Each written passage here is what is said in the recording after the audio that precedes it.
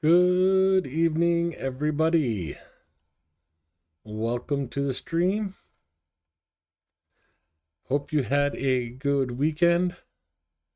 I had a very exhausting one.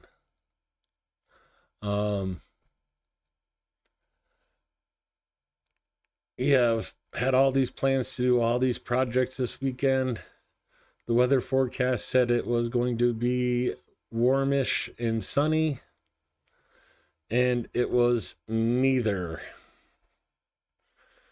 Got rained on a few times, but got a couple things done at least. I'll do a video here Monday. Yeah, tomorrow. Let you guys know what's going on with the garden and everything. But yeah, I'm finally getting my spring. I shouldn't play this, but oh well. This is a video my friend sent me of evening in Kiev.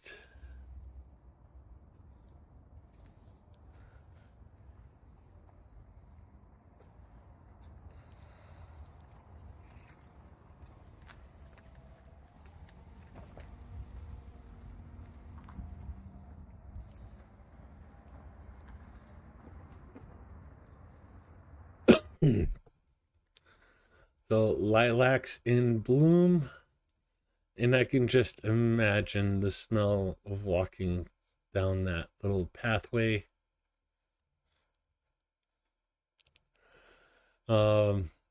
Beautiful, beautiful flowers and little path that he goes and takes his dog for a walk. Yeah, my trees are just now getting buds on them.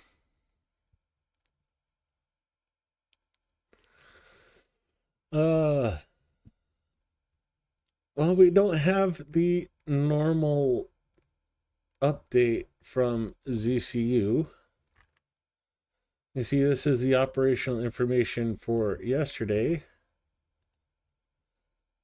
No operational information for today, but the operational information for yesterday is not about the invasion. Russian losses, Russian attacks. It's about Chernobyl.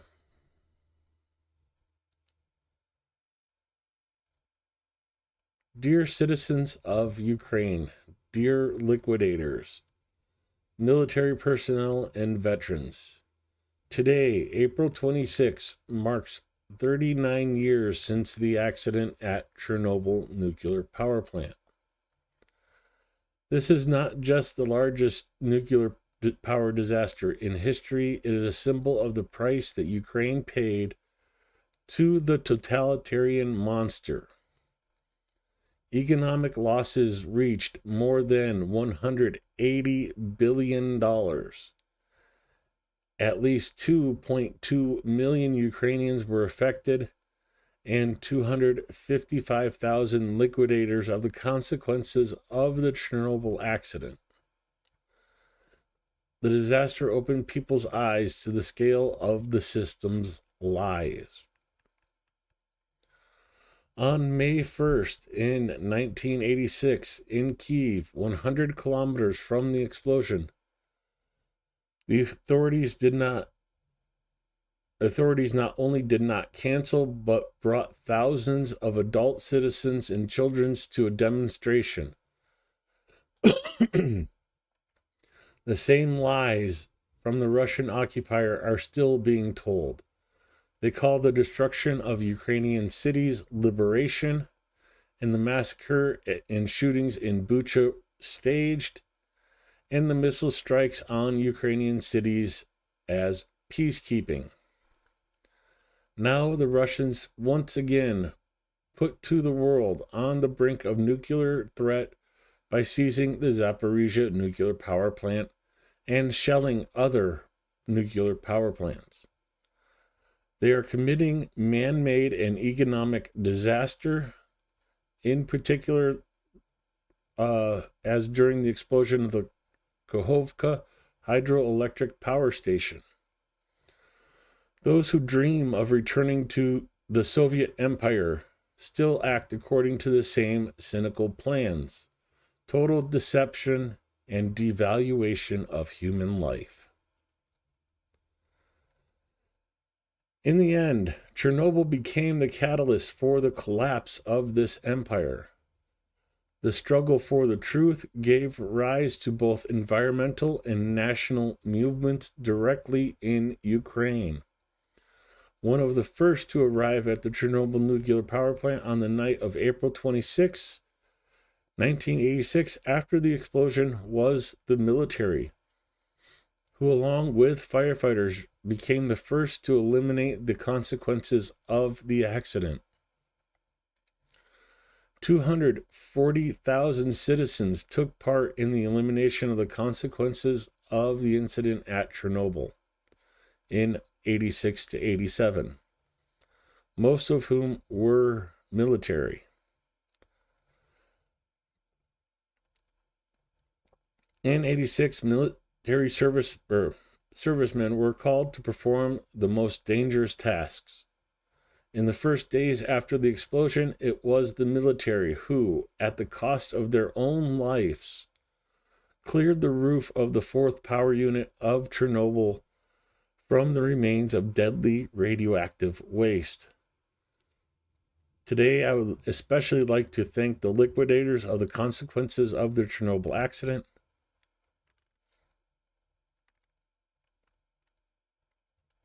Sorry.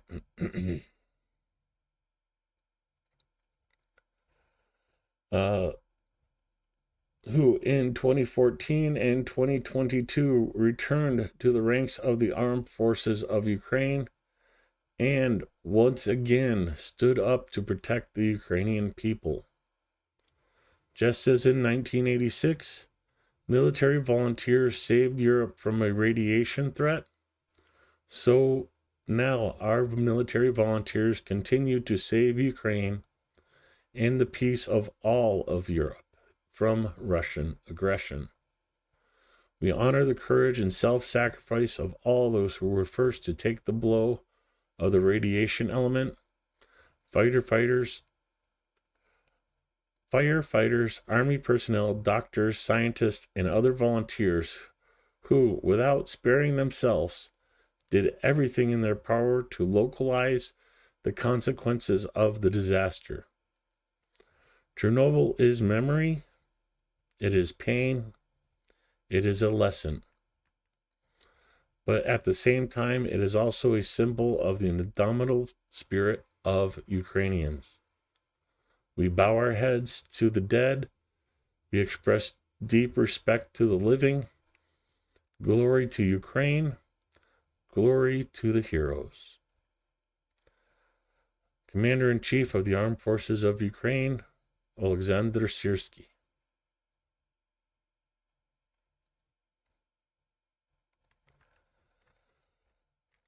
If you're like me, you've seen the ads, the previews, the shorts coming out from the Chernobyl movie. They got some of it right. Some of it was highly dramatized.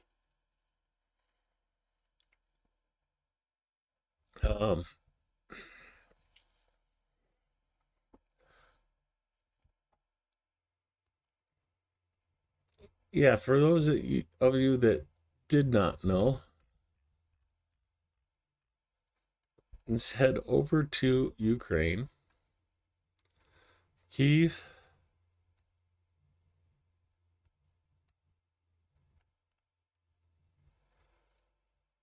Oh, there. Chernobyl. You can almost see the line of the exclusion zone in the map. But yeah, Chernobyl. And the monument to those who saved the world.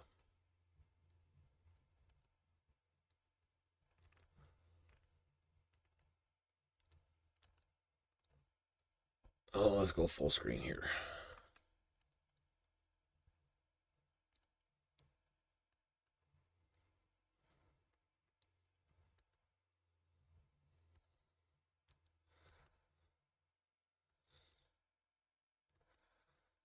And there's people out there that said, "Oh, they didn't know that they were killing themselves doing this work." A lot of them knew it.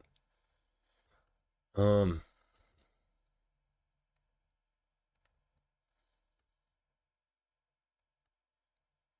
a lot of them knew that they weren't going to come out of this healthy, much less alive, and they still went in and did what they needed to do. Not because, oh, the glory of the Soviet Union. No, just like now, they were trying to save their family, their friends, their home. 39 years ago, they were saving it from a horrific accident.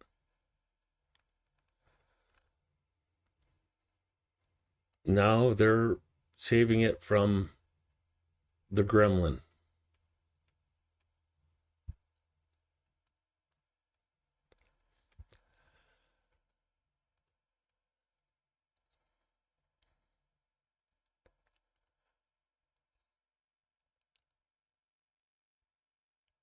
Uh, Before I go to Zelensky's speech, let me cover the losses for the last 2 days.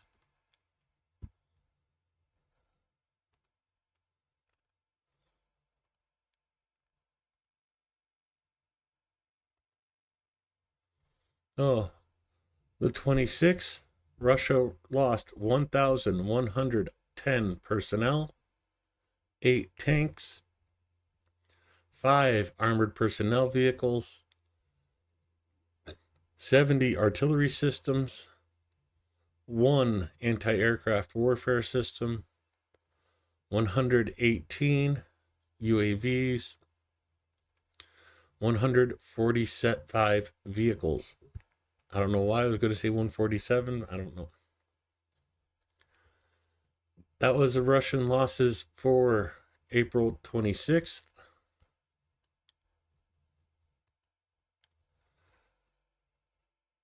Losses from this morning, April 27th, the 1,159th day of the full-scale invasion.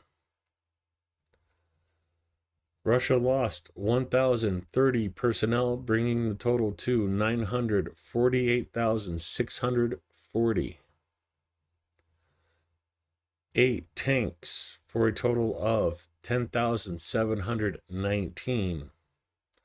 5 APVs, armored personnel vehicles, for a total of 22,325. 42 artillery systems, bringing the total over 27,000, 27,007. 1 MLRS for 1,373. Still at 1,145 anti-aircraft warfare systems, 370 aircraft, 335 helicopters, an additional 114 drones for a total of 34,011, 3,196 cruise missiles have been shot down, 28 boats, 1 submarine, an additional 136 vehicles for a total of 46,187 vehicles destroyed so far, and 3,860 special equipment. That's 28 ships and 1 submarine is not bad for a country that doesn't have a navy anymore.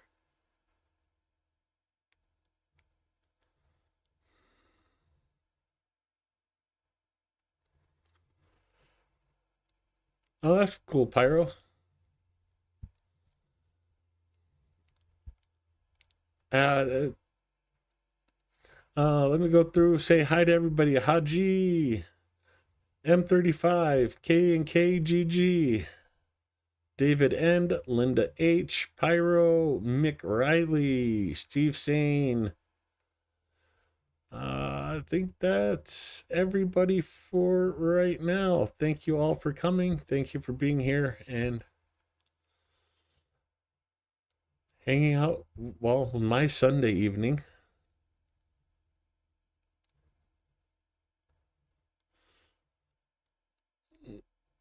Not publicly. Um, Anyways, that is the Russian losses for today. There were air alerts in Sumy and Kharkiv right before the stream, but now it is all clear at 5:20 a.m. Ukraine time. Uh, Zelensky did not give a speech on Saturday, but here is the one from today. Дорогі українці, українки, сьогодні було вже кілька доповідей головкома Сирського по ситуації на фронті. Наші військові, вони продовжують виконувати завдання на території Курської та Білградської областей. Зберігаємо нашу присутність на території Росії. Покровський, всі напрямки на Донеччині. Я хочу подякувати нашим воїнам за стійкість. Просто молодці. Особливо хороші результати у 3-ї бригади оперативного призначення Національної гвардії на Покровському напрямку.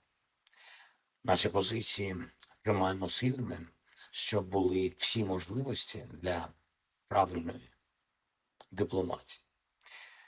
Росіяни багато говорять про свою начебто готовність йти на американські пропозиції, але поки що жодних приготувань російської армії до реальної тиші не фіксується. Навпаки, за час після Великодня окупант відновив звичну для них штурмову активність. А вже ж ціною значних втрат росіяни намагаються просуватися. І кожен день таких боїв на фронті доводить абсолютно очевидно, що Росія дійсно намагається обманути світ, обдурити Америку та інших і надалі затягувати цю війну.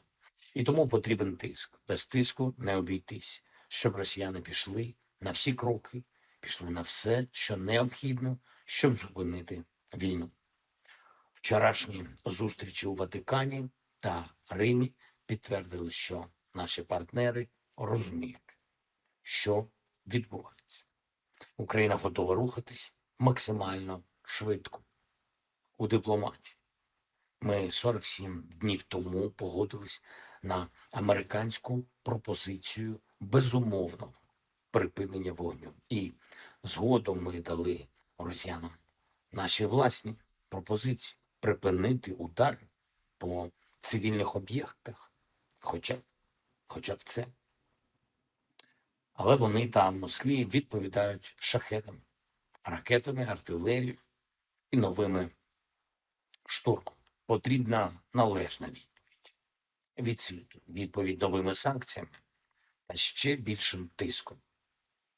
Звісно, саме Америка може зробити найбільш відчутні кроки, відчутні для Росії.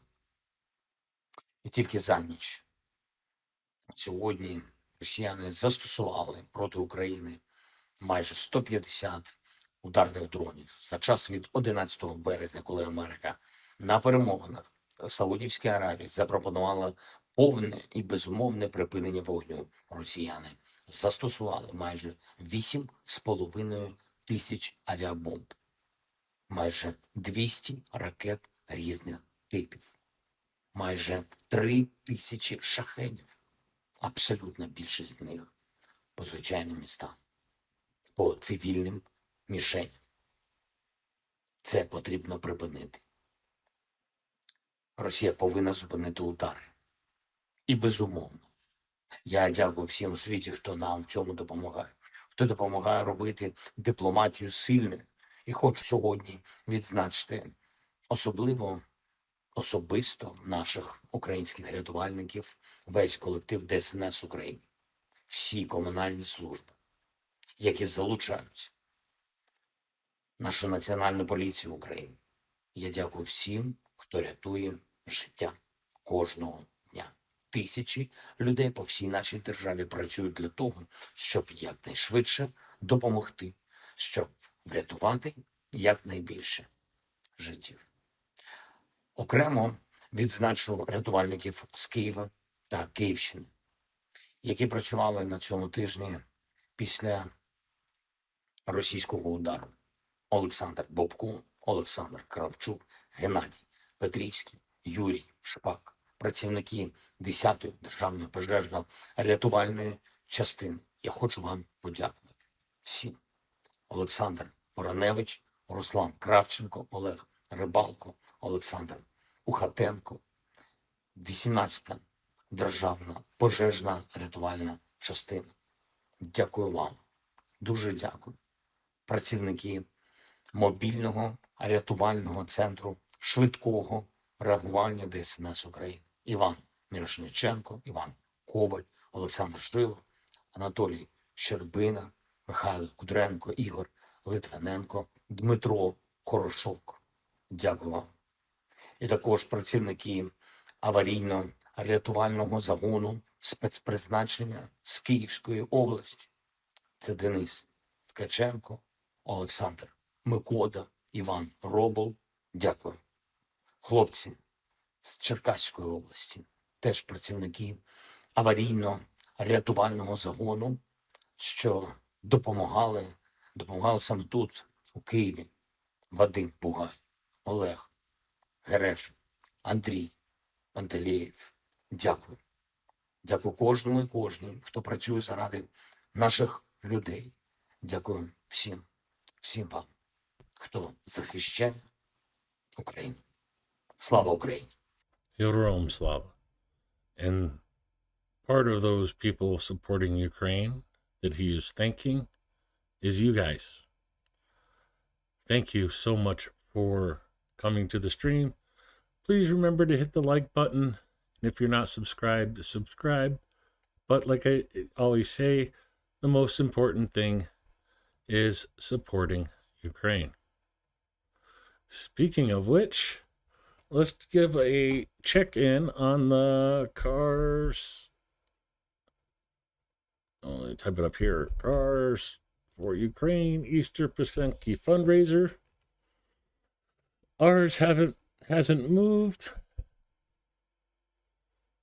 but the overall campaign is at $166,163.80.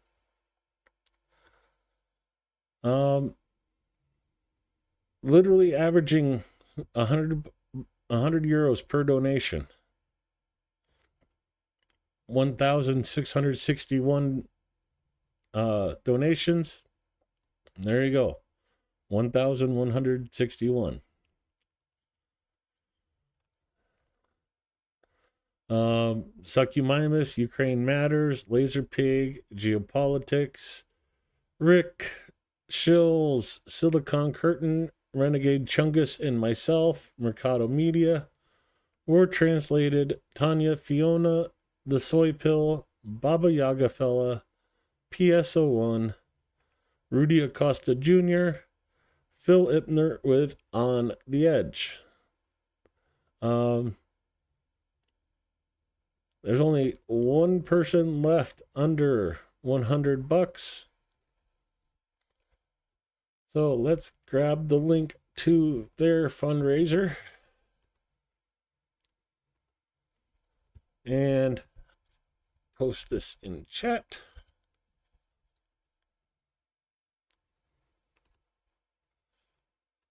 Pin it to the top. So if you are able to and have and can donate, please do so with that link. Patrizia Rosa helping him out, and Michael Shiozaki.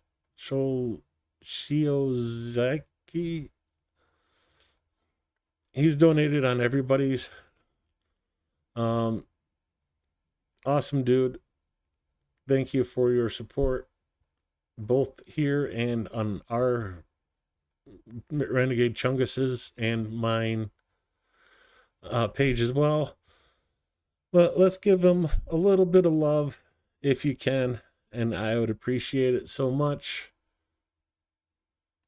You know, it's always hard to get things going. Let's give him a little bit of a hand and get him moving up towards the $1,000 mark.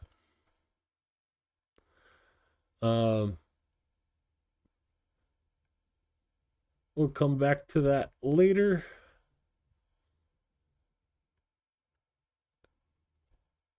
This stream's going by quick. Give you a bit of a preview of some of the stories I have for you.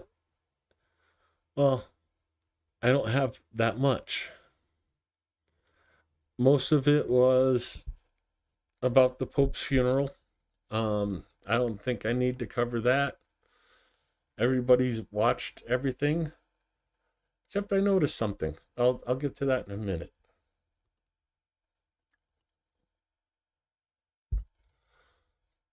I do not know what an Onyx ASR is, but Russia launched one of them and it was not shot down. 2 Kinzhal 31s, 0 shot down. 114 UAVs, 66 shot down. 31 failed to reach their targets. This was on Saturday. As a result of the attack, Kivnograd, Kharkiv, Kyiv, and Dnipro regions suffered damage. And I literally have 2 videos from not even videos. You know, we all have watched this. And heard stories about this, but there's one point I want to cover, but I'll cover it later because I have the video down below to show you. And, well, the scooter army.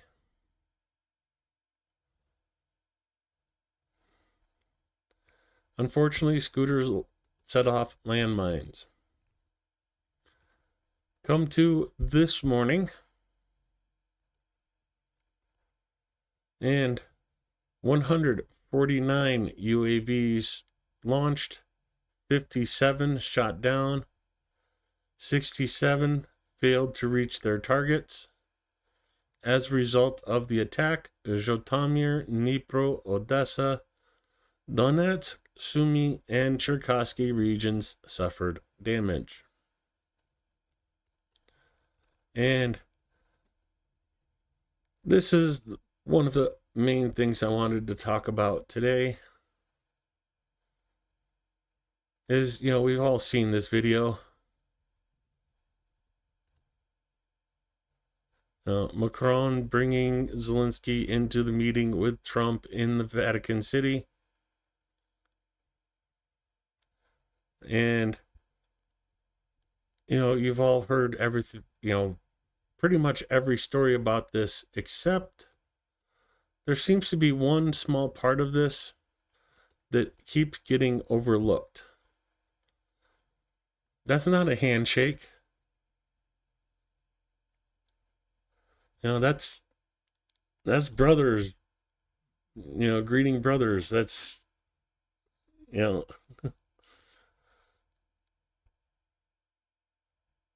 so very, very strong handshake with Zelensky and Macron.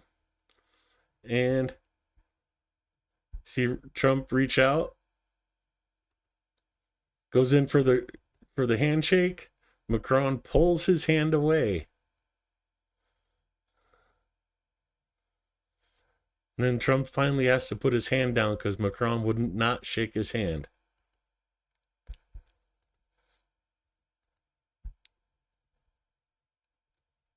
He's right there trying to get him to give him a handshake. And Macron refusing.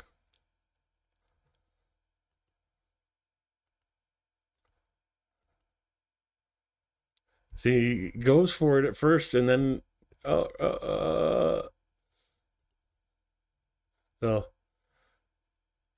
that's the grab each other's thumb handshake that the brotherly handshake. And then see, reach out of muscle memory, he reaches out to give the handshake and then pulls his hand away.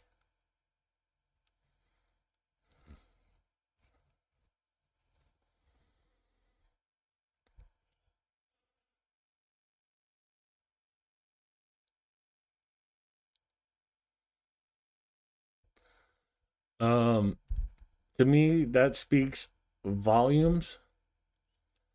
And Trump notices that, leaving his hand out there, not getting his hand shaken. Oh yeah, he notices when that happens. When you don't refuse to shake somebody's hands in the business world, you take note of that. And there's Trump getting snubbed. And I'm loving every time I watch it.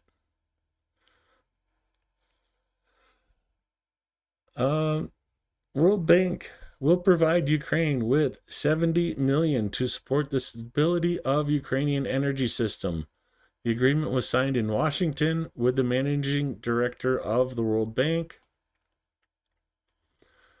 Funds will be used to purchase energy storage systems by Ukrhydroenergio,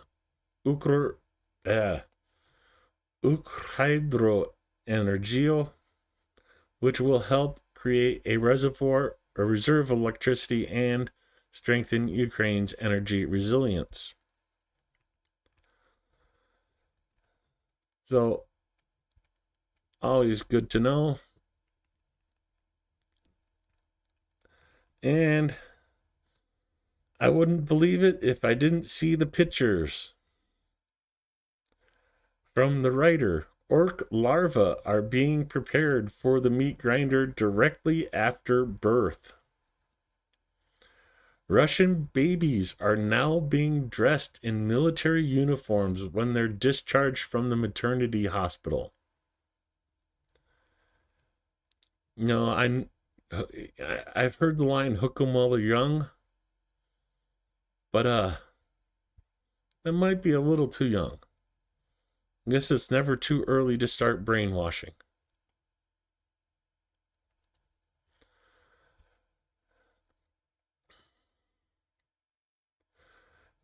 According to the hospital statement, the initiative is aimed at emphasizing the continuity of generations, paying tribute to the courage of the defenders of the fatherland, and reminding that even the smallest citizen is part of the great history of the country. I'm going to skip over this and come back to it. I want to go to this one first. Generation prime for military engagement. Talk about hooking them young.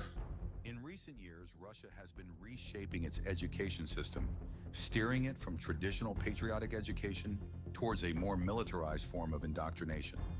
This transformation permeates various facets of Russian society, including schools, youth organizations, and legislative frameworks. This video delves into how the Russian state utilizes education to cultivate a generation primed for military engagement. Since 2001, the Russian government has been implementing a single version of history, emphasizing military glory and heroism.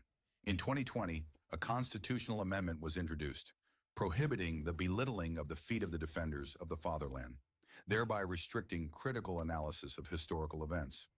President Vladimir Putin has underscored the significance of education in fostering patriotism, stating, "They say that wars are won not by soldiers, but by teachers and priests."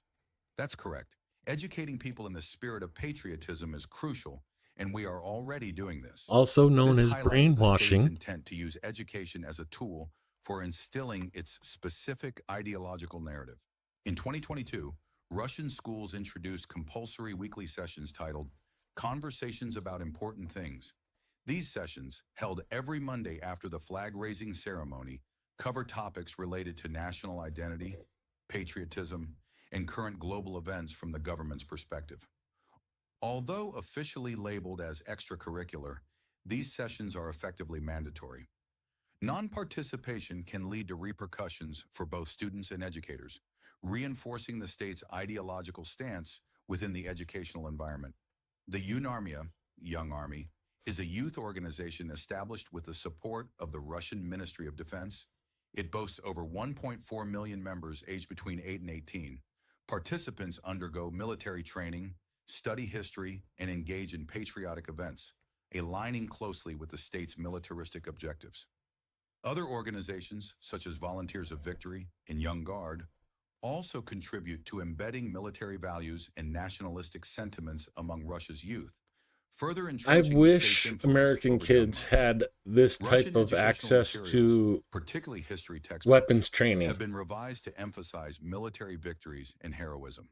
You know, the next time if we had this 2013, kind of there has been a concerted effort to promote a unified historical narrative training that in justifies schools that contemporary was military mandatory for actions, children. including the annexation of Crimea. Oh, there was another school shooting The today. 2020 The guy brought a gun to constitutional school amendment and further was restricts shot critical 14 discourse times by before outlawing opening the any door. actions that belittle the feat of the defenders of the fatherland, thereby limiting diverse perspectives on historical events. The Russian state is fostering a fortress under siege mentality among its citizens, particularly its youth. This narrative portrays the West as a constant threat, necessitating vigilance and readiness for conflict. Through education and youth programs, the government instills the belief that patriotism equates to a willingness to sacrifice for the nation, normalizing the concept of perpetual warfare and justifying aggressive foreign policies. Russia's educational reforms signify a strategic shift towards militarizing society by indoctrinating the youth with a state-sanctioned narrative that glorifies military prowess and suppresses critical thought. This approach not only shapes domestic perceptions, but also has profound implications for international relations, as it prepares a generation to support and engage in the state's militaristic endeavors.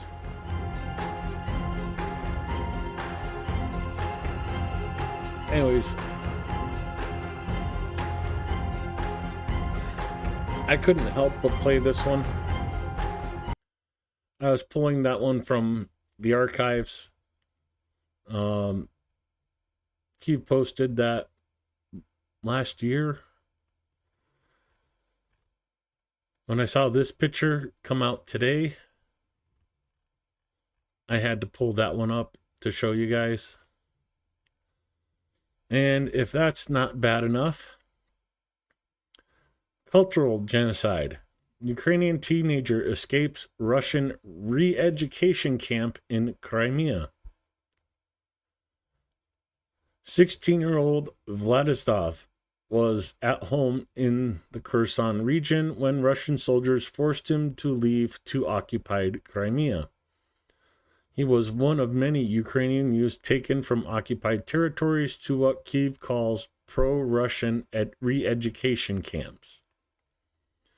Speaking to Radio Free Europe, Radio Liberty, Vladislav recalls how for months he was made to sing the Russian national anthem and could only watch Russian media. Since the beginning of the full-scale invasion, Kyiv has accused Moscow of actively deporting Ukrainian children in what some officials have called a cultural genocide. Here's Vladislav telling his story. Повинен поїхати з ними.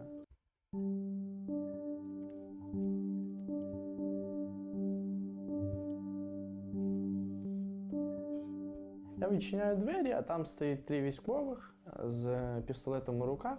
Заходять до мене до квартири і кажуть, я повинен зібрати речі, у мене є 30 хвилин і повинен поїхати з ними. Там ще круче, ніж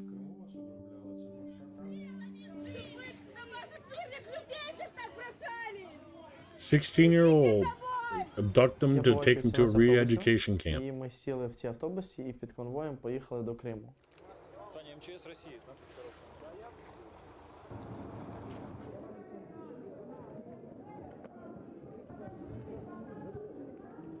Перше, що нам сказали, це достати все українське і щоб не було зовсім нічого українського, бо будуть проблеми.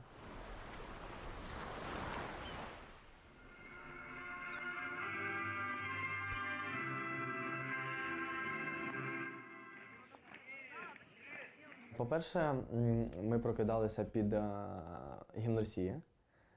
По-друге, ми піднімали російський прапор. Після завтрака в нас виховна година. Що трапилось за цей вечір у Росії. І після ми йшли, у нас кінотеатр був, і ми там дивилися російські фільми.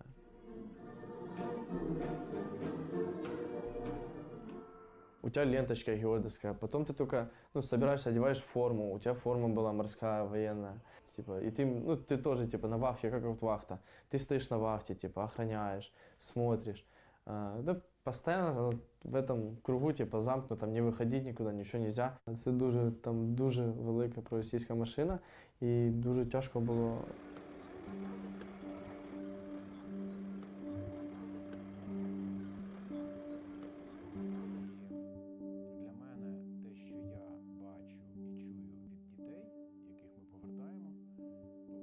То це технологія, яку використовує імперія російська для того, щоб після завоювання територій нових, як швидко асимілювати населення, зробити слухняних режиму, але головне було заселити і починати перевиховання. Да? Тобто дивитися, що треба зробити для того, щоб якомога швидше з цих дітей отримати слухняних режиму, тих, які готові жити в Російській Федерації, і далі відправляти вже в Російську Федерацію, в сім'ї, в інтернати.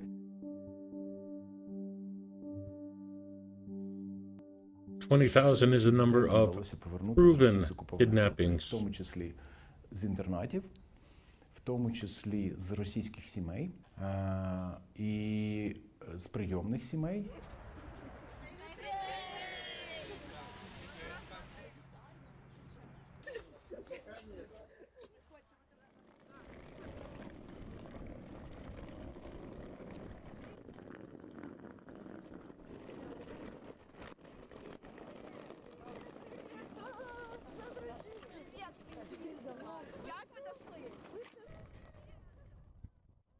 So, Radio Free Europe, Radio Liberty, trying to bring you the truth.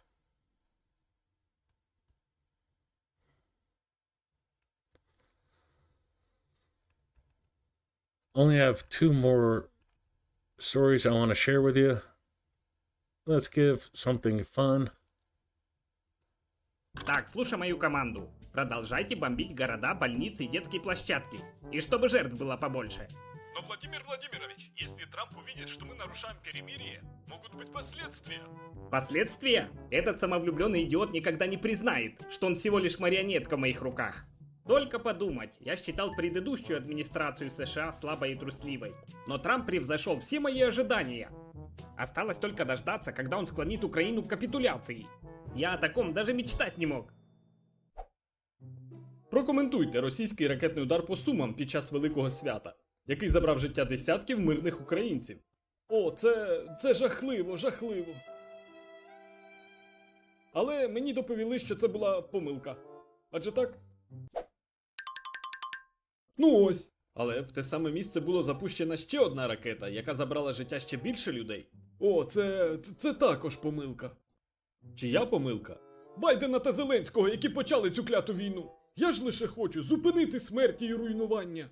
Це ж чудово, адже саме з цією метою Зеленський хоче купити в нас системи Петріот для захисту міст від російських атак. Ні в якому разі. Але ж чому? Послухайте, не можна починати війну, в якій ти не можеш виграти, а потім просити допомогу в інших країнах. Адже так?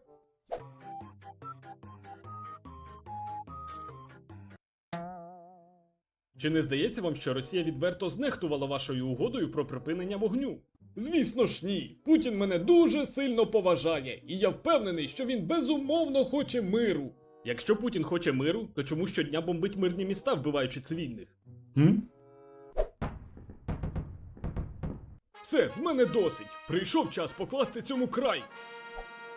Владімір! Стоп! Досить змушувати Путіна робити жахливі речі.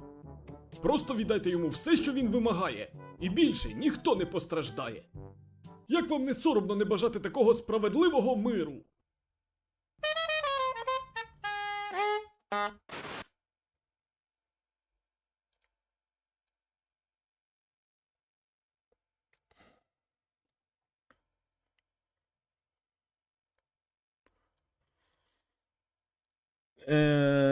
The storm's not dying down. It's been going on for 2 days. Maybe tomorrow I'll see that bright thing in the sky again. What's it called again? Oh yeah, the sun.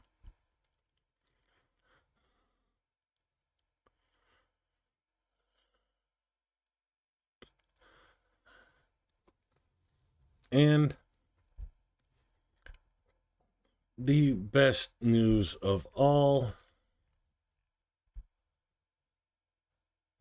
another 12 children were successfully returned home from Russian occupation today. The occupying authorities threatened to take the children to an orphanage if they did not attend a Russian propaganda school. One boy was forcibly registered as a conscript. At school, he was humiliated for speaking Ukrainian, and his older brother was taken and tortured. Another 10-year-old boy was almost taken away from his grandmother while attempting to leave on their own. The occupier separated them and took the child to an unknown location. Thanks to the help of Ukrainian partners, an evacuation was organized. Now he is safely back with his grandmother. We thank Save Ukraine team and other partners for saving Ukrainian children.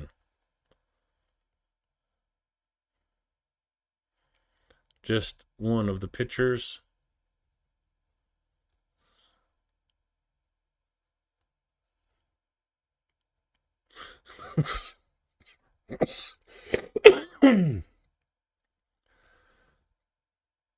So glad to have them back home.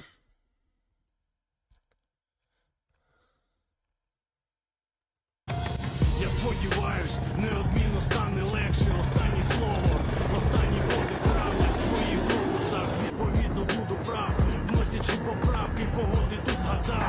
Моя піхота рветься в бій, вона вже не почує криків всі. Ти знаєш, що тримає міцно стрій, тому давай без зайвих запитань. Глянеш на своє, подаруй мені сил, наділи відвагою моїх побратимів.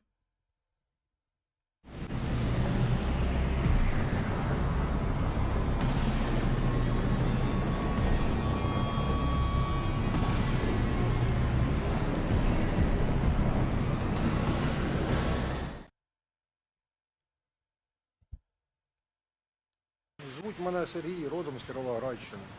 По професії забойщик скотов. Ну, чим тут і займаємося.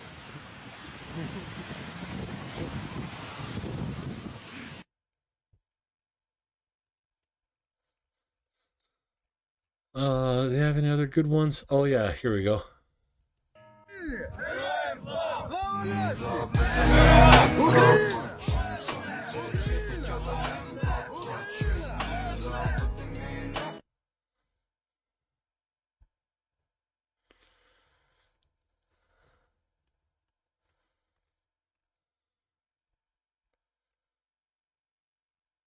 This channel always seems to make me smile.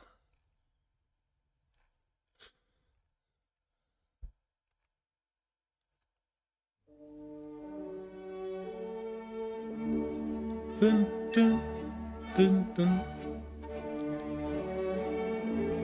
Dun, dun, dun, dun.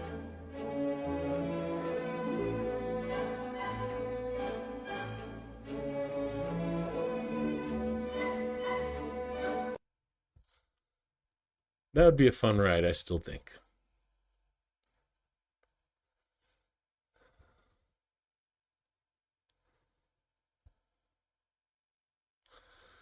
Um,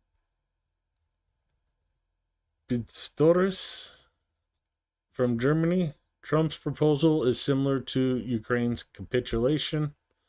He suggested that for a sustainable ceasefire, Kyiv would have to give up some territory, but Ukraine does not need to go as far as Trump is proposing. Ukraine itself could have received what was in the proposal a year ago. It is similar to capitulation. I do not see any additional value whatsoever to Trump's proposal. Yeah, Trump's proposal is what Russia demanded a year ago. Yeah. That's all I got for you today, except I forgot about. How could I forget about Madiar? Where did he go? Well, let's end the stream with a Madiar video. Перефразовуючи відомого українського автогонщика, мого товариша Олексія Мочанова, був би моцик, а хрустік знайдеться. Від себе додам, всякого хрустіка на моцику ми переонанджуємо у йоблика. Ваші очі та жало. Добрий день, привезли труби. Чи не кожен одненький хробак, що вештається нашою землею, при зустрічі з FPV пілотів Кліматим чи Ворбастер птахів Мадяра, традиційно мають на вибір цілих 3 варіанти розвитку подій. Перший – тікати. Бігти, скакати, повзти чи катулятися, але тікати. І закінчити подорож втомленим. Другий – ховатись. За смереку чи осину, за гілляку чи руїну, у раколовку чи за власну тінь. Ховатись, очечо стиснути, приготуватись і відпочивати. Третій – змиритися. Увімкнути окуня, зайняти акторську позу, приготуватися до останнього селфі і релакс, апатія. Дивіться, мені так видиться, що саме ці 3 узагальнені варіанти розвитку подій є найбільш широко розповсюдженими. Але лише у різних ситуаціях, конфігураціях, інтерпретаціях, інколи навіть хробачих мастурбаціях, вибачаюся. Звісно, у нас є свій 4-й варіант. Когда от тебя, черт хробачий, вообще нічого не зависит. Коли очі та жало приходять там, де він не чекає, а тому безсилий. Ми у птахах називаємо той варіант хробачим жахом. Просвітницький проєкт «13 йобликів у етері», сезон 2, частина 35. По дрону у кожну хробачу макітру. Дітей від екранів прибираєм, версію без блюру у телеграм-канал Мадяр шукаєм, а у Ютубі та Фейсбук дивимося заблюреним, адже цензура. Поїхали. Хробак кущовий у повторчику. На, піздюль, тра-та-та не допоможе. Маленько димся розойде. Що там? Там є глистик у скафандрі. Ми з Тамарою ходимо пара, і тому поряд шукаємо ще одного мінімум. О, який сарайчик. Само то для балки у схованки. Пілоти Вормбастер часу не гають. Хробаку підсрачника заряджають. Yeah, but it is Madiar Spider Pig. Томаш, упали стіни. Хробачеллі. Маленько некомфортно. Буде допрацюрен від вормів козаків комбата Лешого.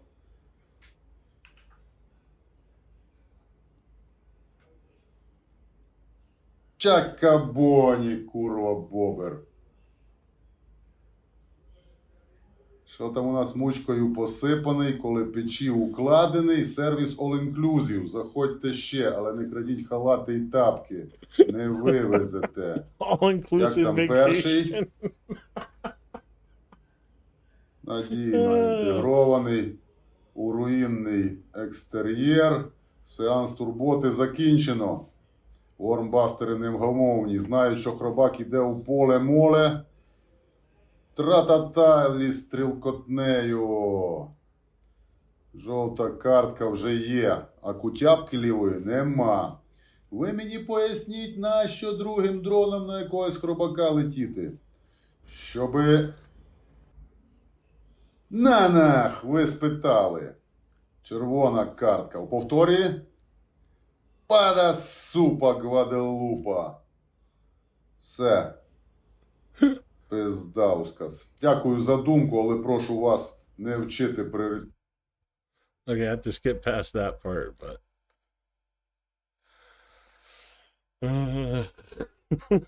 Кліком. Тим часом ворми виявляють у полі-молі деякі стовпчики. Не витримали стовпчики критики, здубоніли. Цементюрен.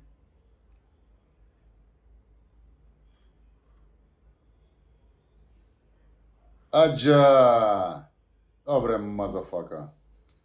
Ось таке воно філософське. Є буття чи не є буття? Є буття, однозначно.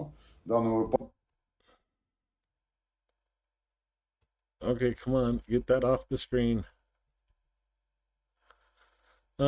Це не лишить. Autoclave. Sue me back on air alert. Джага-джага, бас-гітара. Okay, let me Яке back that up влучання. so we get the.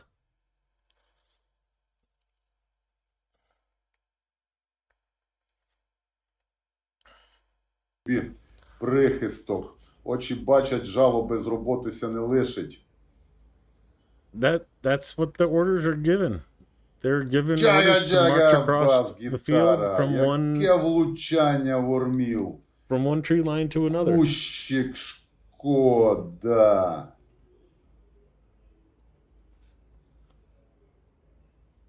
And then I talk over the jugga jugga. Фуй-фуй, фарш машин. Прошу вкотре дітей обмежувати від перегляду. Тушка, ляшка, пуцак, какашка.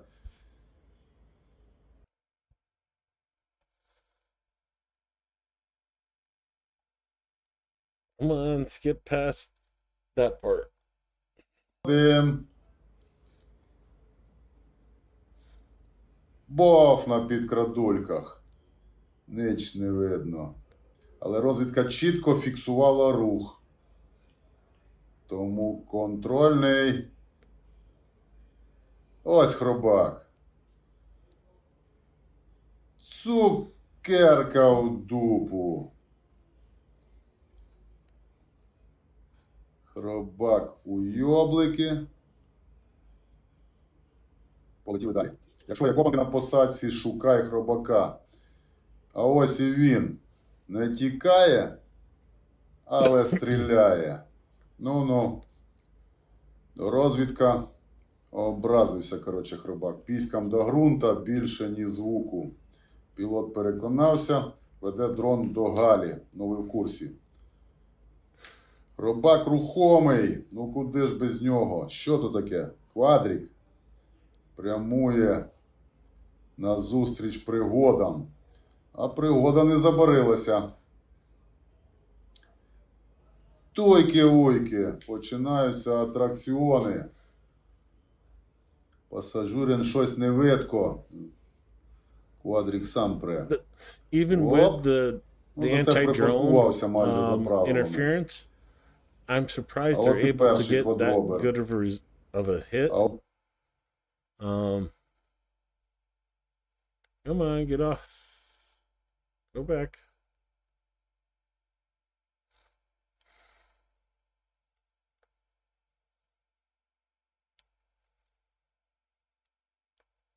Come on, baby.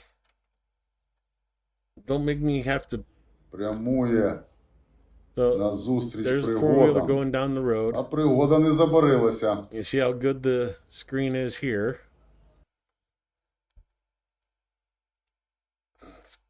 See if I can go back just a second. 38.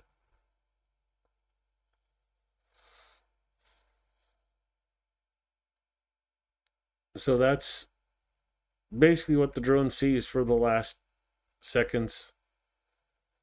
But watch how close, or I should say how far away it is before that they lose video. And you already see the interference come in. What? 25, 30 yards away, it loses the video, starts losing the video. And then it's gone. Тойки-ойки, починаються атракціони. Пасажирин щось не видко.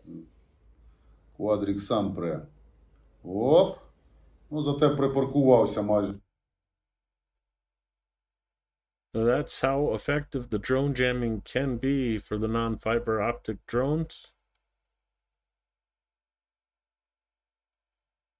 Пліт тихої та спокійної. Очі та жало, хробачий жах. Почуємось.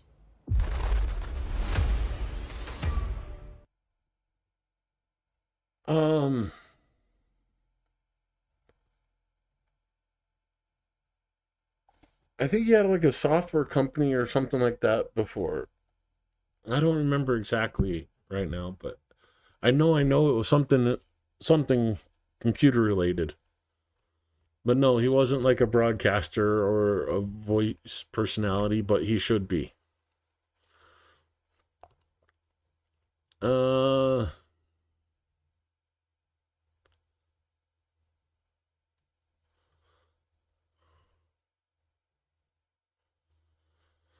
So Russian demonstrates a new surface-to-air cruise missile.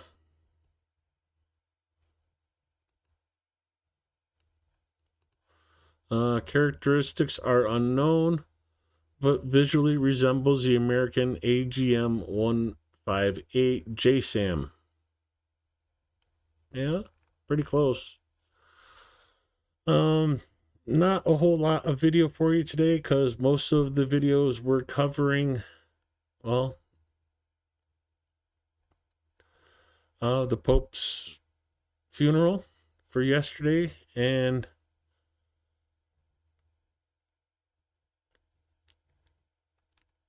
not a whole lot else.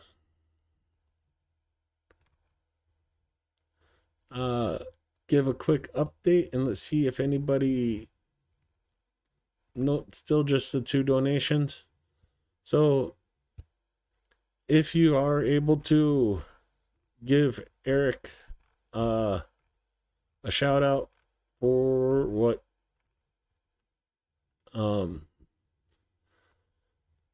help out with the donations, you're not just helping him out, you're helping out the total fundraiser. See one more donation has come in.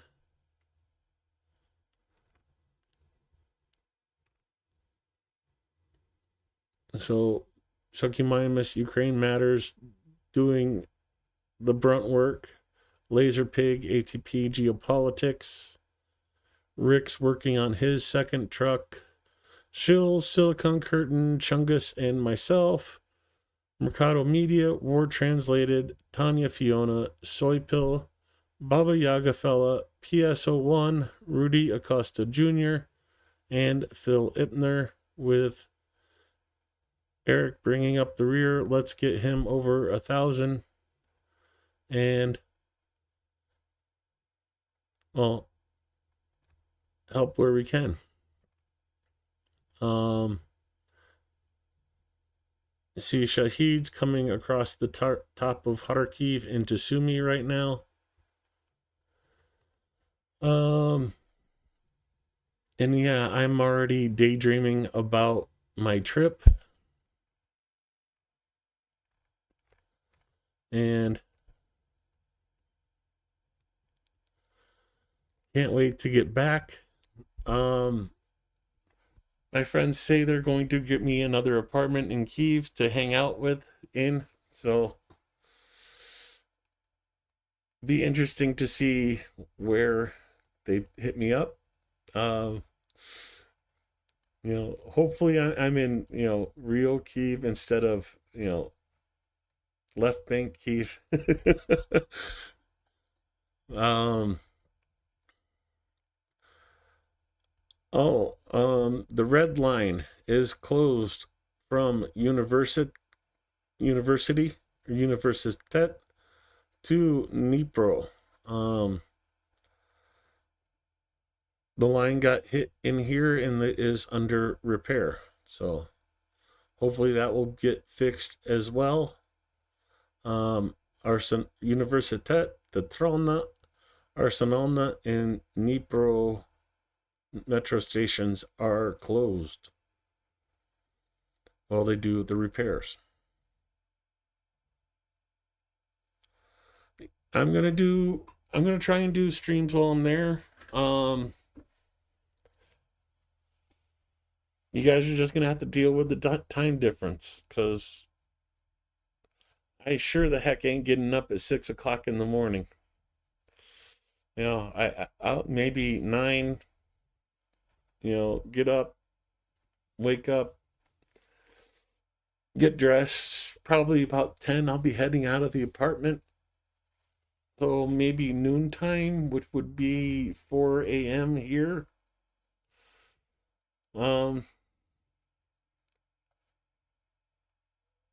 Yeah, do some walks around Kiev, walks around the neighborhood, do some exploring.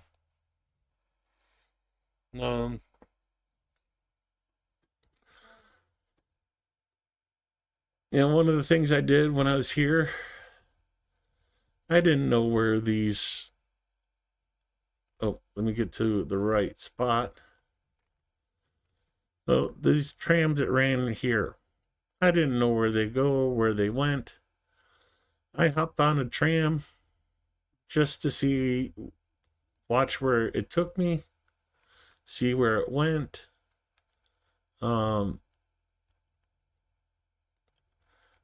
And yeah, it took me down this road here, over towards here. And let's see, where was that? Here.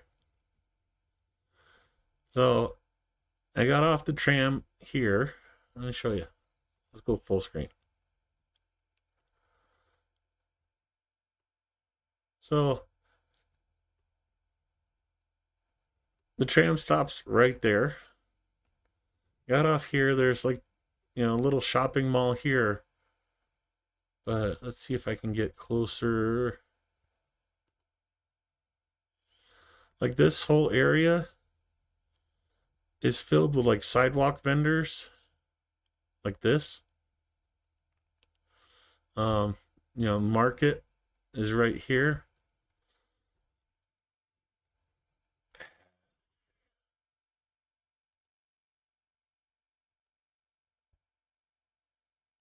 So I went through the market, checked out the market because, well, I don't know. I've always had a thing for swap meets here in the States.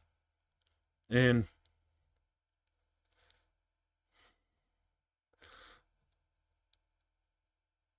oh, man.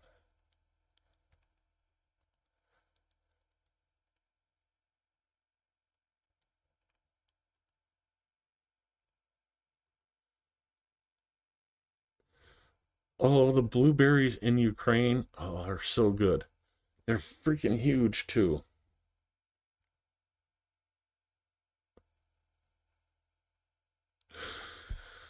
Yeah, I'll probably be doing more videos than or shorts and stuff like that. Probably do some live streams walking around Kiev at night. I did not see this place when I was there. Let's see if I can zoom in.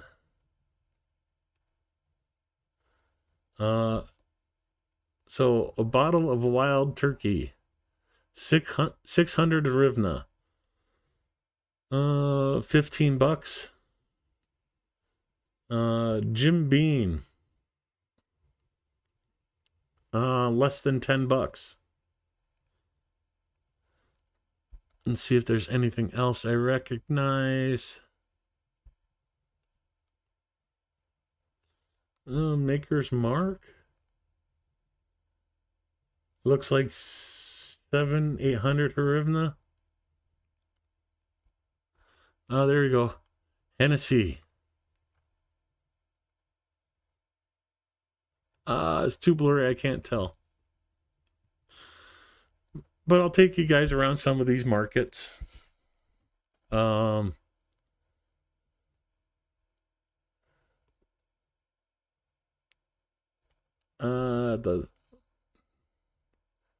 if I can get a better picture. So, I walked around that market, walked around through these stalls here, and, you can see like one vendor's there, but all these little shops and stuff right along the way.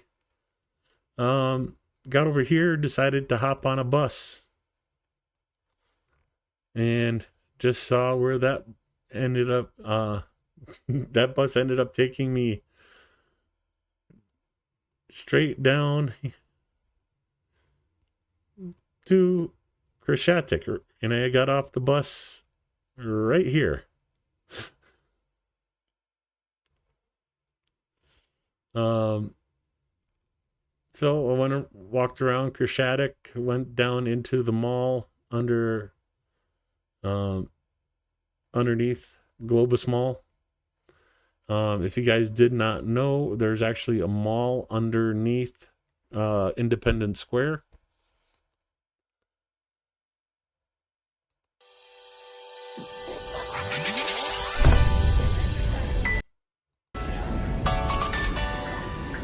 I wish there was a way to adjust the volume.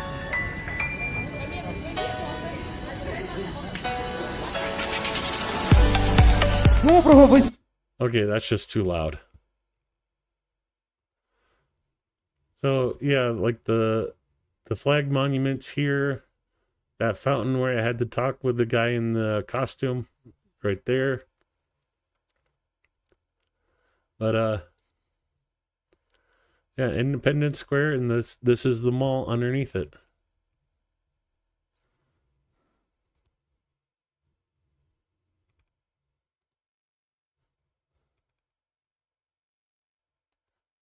Now that's the dome, looking up through the dome. Food court. Yes, a McDonald's and a Cinnabon. I did not have the Cinnabon. I just sat there and enjoyed the smell. But yeah, they always have these cool decorations in the main gallery underneath the dome.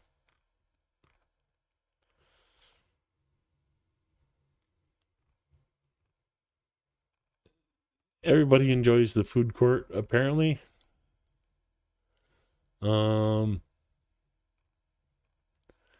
Oh yeah, the tulips out in the garden area on the top.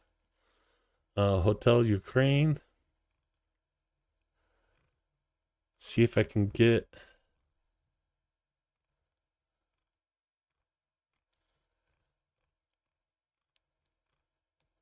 I don't see pictures of the place I wanted to really show you. Oh, that's pretty.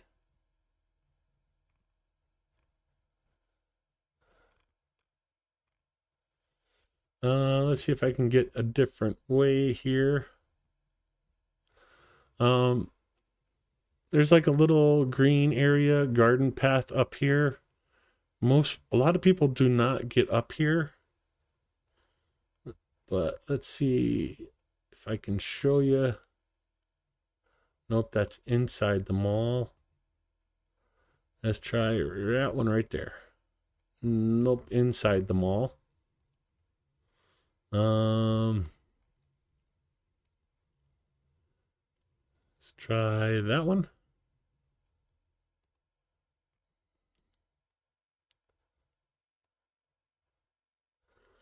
They're all inside the mall.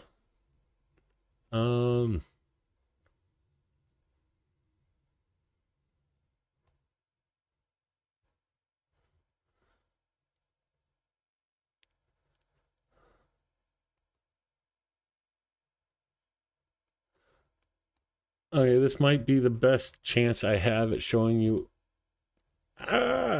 Isn't it?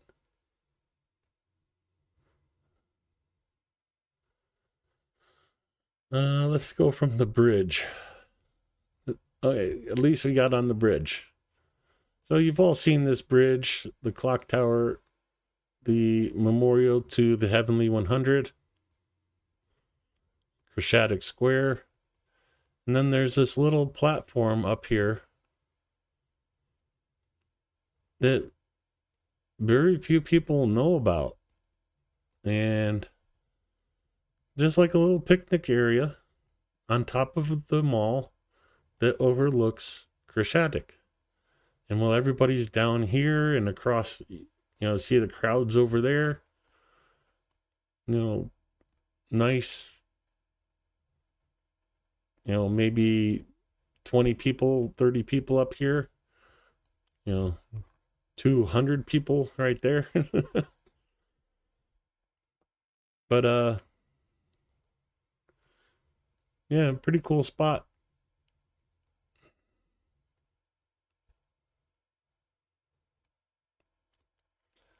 And then, Hotel Ukraine looking over top of that.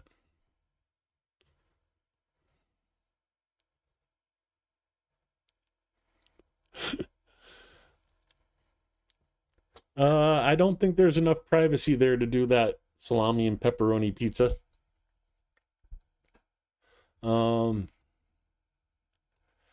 But if you go off over this way, this is a museum, but there's like little walkways and statues and stuff over here. Let's see if there's any. No pictures back over here either. But like there's all kinds of statues and stuff back here.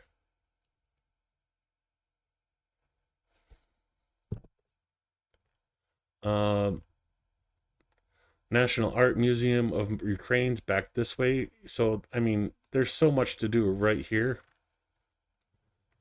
The Philharmonic, Ukrainian House.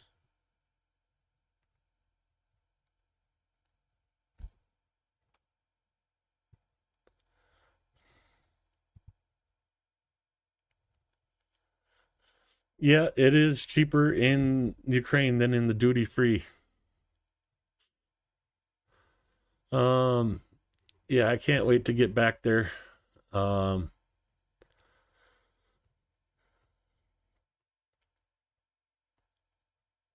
place I definitely need to go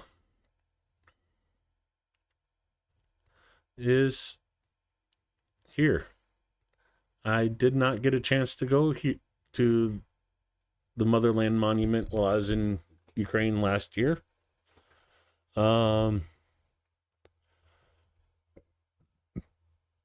So definitely want to go and check this out for myself.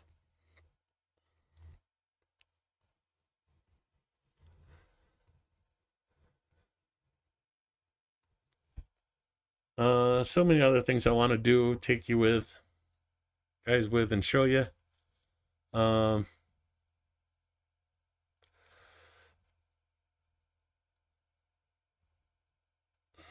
It is what it is.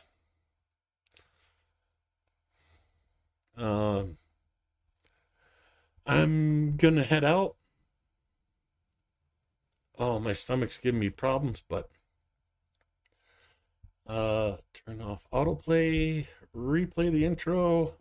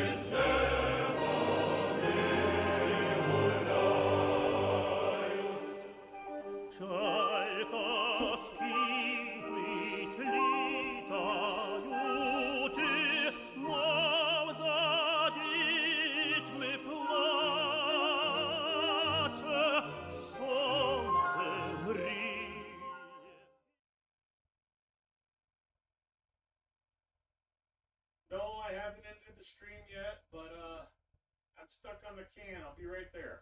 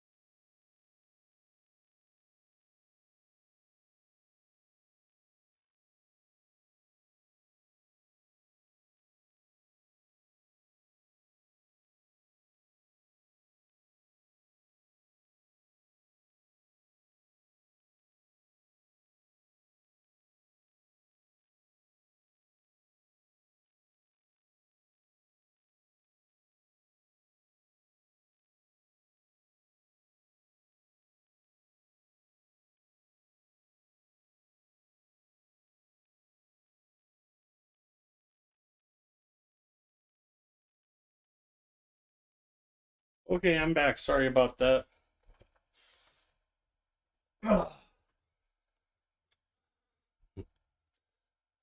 When you don't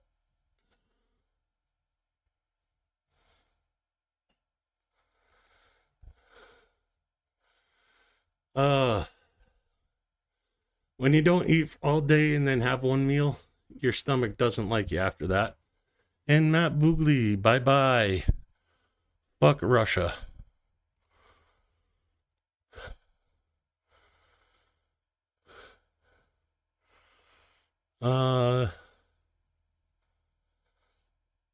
Salmon, bye-bye.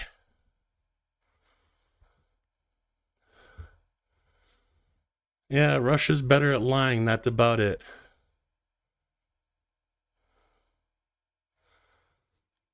Burger Planet, bye-bye. Wow, a lot of trolls right now.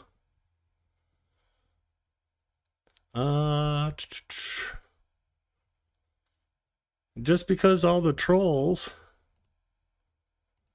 Дорогі українці, українки, сьогодні було вже Here's a real man for you. головкома Сирського.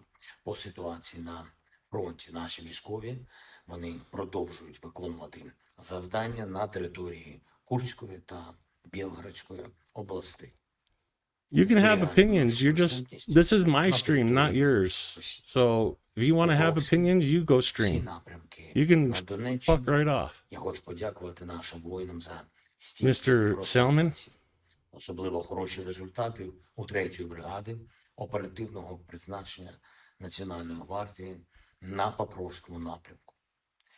Наші позиції тримаємо сильними, щоб були всі можливості для правильної дипломатії. Росіяни багато говорять про свою начебто готовність йти на американські пропозиції, але поки що жодних приготувань російської армії до реальної тиші не фіксується. I'm not banning them, I'm just deleting their messages. Великодня окупант відновив звичну для них штурмову активність. А вже ж ціною значних втрат росіяни намагаються просуватися. І кожен день таких боїв на фронті доводить абсолютно очевидно, що Росія намагається I am the king of my channel. обдурити Америку та інших і надалі затягувати цю війну. І тому потрібен тиск. Без тиску Yeah, that's the trolls. It's all bots. на всі кроки, They can't think на for все, themselves, що необхідно, and they're щоб so зупинити such a війну. limited Вчорашній number of them. They have to use bots to use different accounts. що наші партнери розуміють, що відбувається. Україна готова рухатись максимально швидко у дипломатії.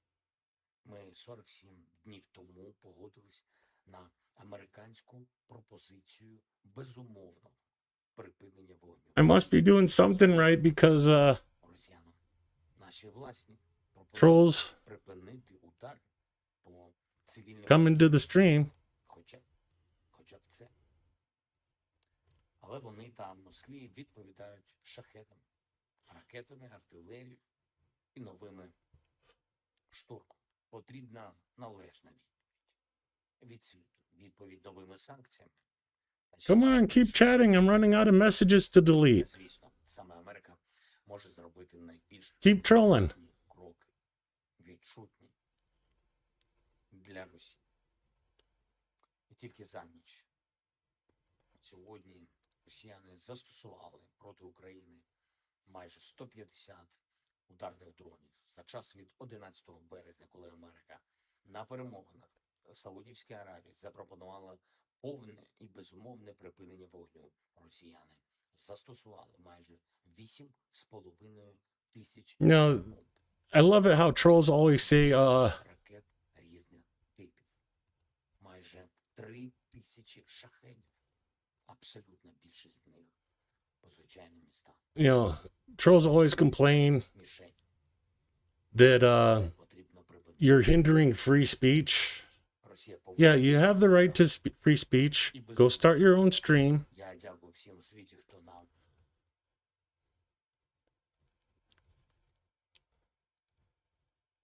And you have your free speech. This is my stream, my channel. You don't like it, start your own channel. That's all I have to say on that one. And okay, that last one, yeah, I banned him for 30 minutes. Oh, there's another one.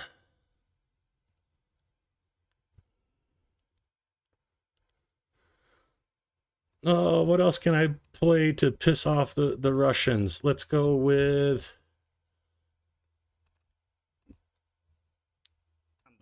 Продолжайте бомбить города, больницы и детские площадки. И чтобы жертв было побольше. Но, Владимир Владимирович, если Трамп увидит, что мы нарушаем перемирие, могут быть последствия. Последствия? Этот самовлюбленный идиот никогда не признает, что он всего лишь марионетка в моих руках. Только подумать, я считал предыдущую администрацию США слабой и трусливой. Но Трамп превзошел все мои ожидания. Осталось только дождаться, когда он склонит Украину к капитуляции.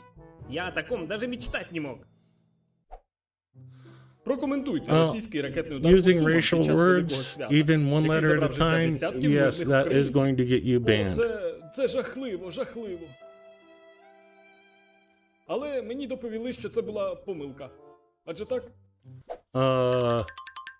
Ну ось. Але в те саме місце can't було call запущена that ще одна ракета, яка забрала binary, життя ще but більше людей. Mr. Numbers, О, domo це також arigato. помилка. Чия помилка? Байдена та Зеленського, які почали цю кляту війну. Я ж лише хочу зупинити смерті і руйнування.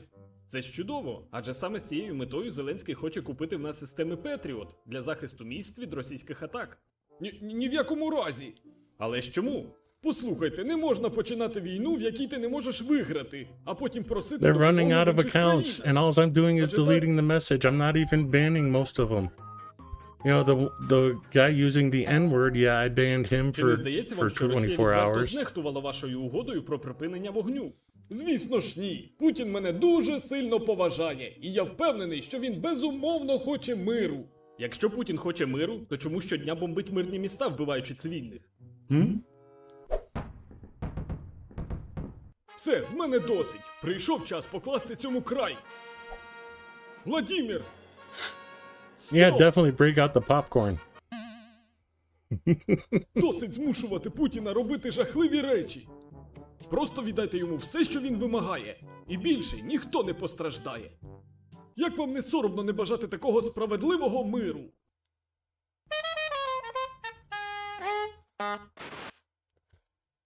Yeah, unfortunately, that's our present.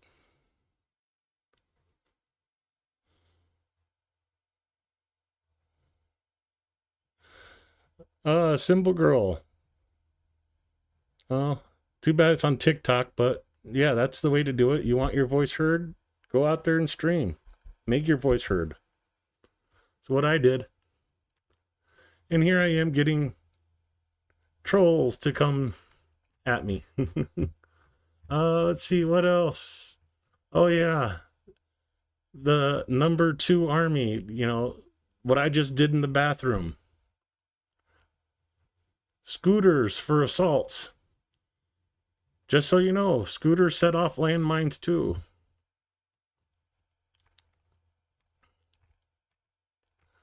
Where's the other one from that? Oh, here we go. Vladimir, stop. Stop it. Will you stop? Will you stop? Stop it. Stop it. Public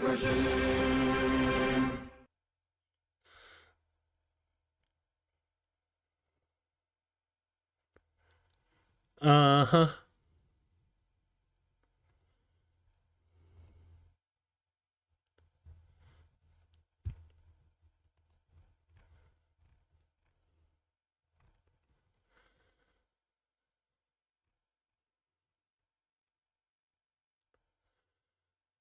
Well, we're down to 1,358 days to go.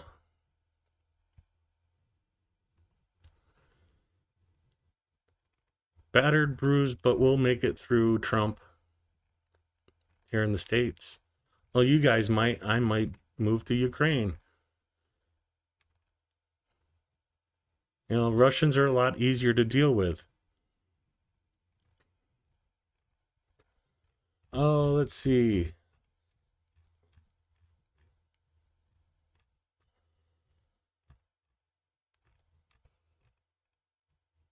Oh, yeah.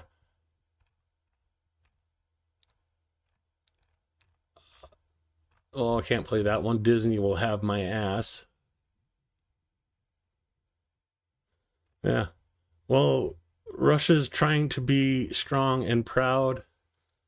Ukrainians are trolling them with drawing stick figures with the planes over Lviv.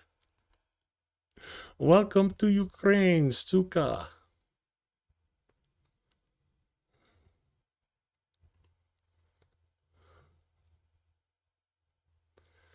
Yeah, strong smelling there, Mr. Numbers.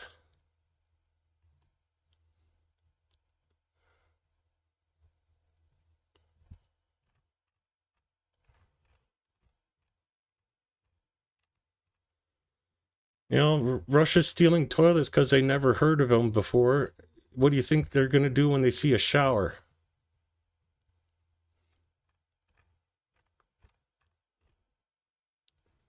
No, not second army, Steve saying number 2 army. You know, you got to pee, you take a number 1. You got to take a poop, you take a number 2. Russia, number 2 army.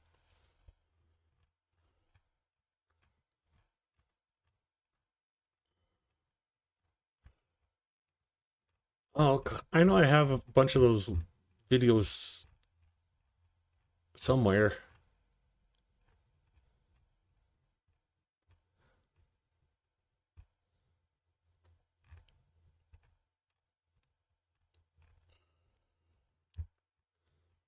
Yeah, I have all these videos. I'm looking for oh yeah, here you go. Here's how strong the Russian army is.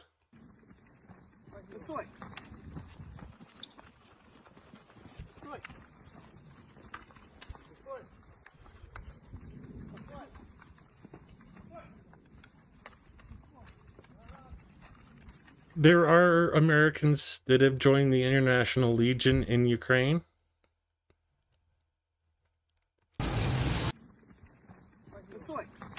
But yeah, here's Russian tactics for you.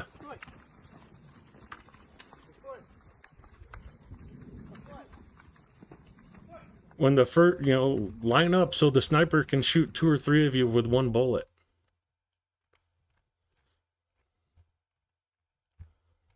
No, that's not the one I'm looking for. Oh, so many Russian troll videos. It's hard to. Yeah, you want to see a real hero? This is a real hero. 13-year-old kid pulling people off of a civilian bus that Russia bombed. На мене посипали стікла. Спочатку була невелика контузія, та всі звуки стали як в тумані. Я подивився наліво-направо, то поняв, що почувствував запах гарі. Тому подумав, що зараз може автобус або вже горить, або може загорітися. Я швидко встав та почали ламати двері, деблокувати двері з автобуса. У нас не виходило, тому я викинув сумку у вікно та вистрибнув у вікно і почав вже деблокувати двері з іншої сторони. В автобусі ще були люди, так? Так, в автобусі ще було доволі багато людей. Майже не кричали, тому що всі були у шоці. Коли в мене вийшло деблокувати двері, я вже почав випускати людей та побачив свою маму. В неї було все лицо в крові, я дуже за неї злякався. Коли я побачив, що вже всі люди, які могли Oh, where's the one I really want to show? I know it's back here, way back here somewhere, but. Oh yeah, how's the fire in Russia going? It's still burning?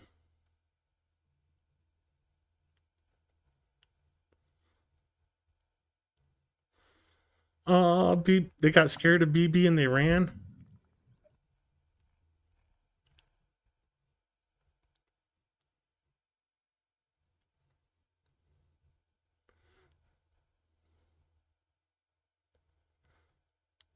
You know, Ukraine's got the penguins on their side. That's why Trump tariffed the penguins. Oh, BB shows up and all the trolls run away.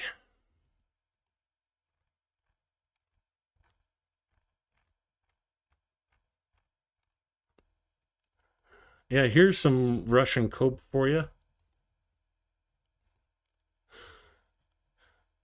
So afraid of drone attacks, they're putting cope cages around tanks. And not, the tanks that with tracks, fuel tanks.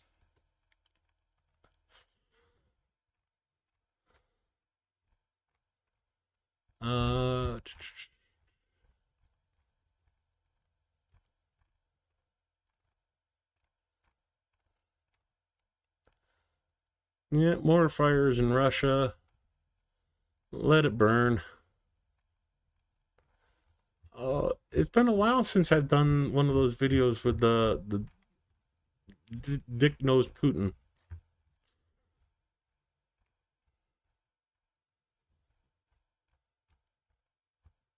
Oh, I'm gonna have to put more. Make sure I get more of those. Put in my feeds.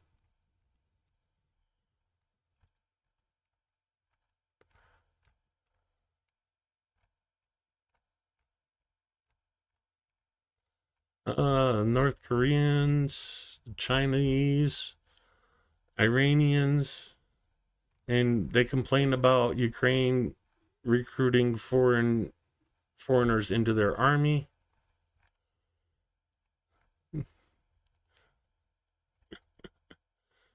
Tariff the penguins. That will solve everything.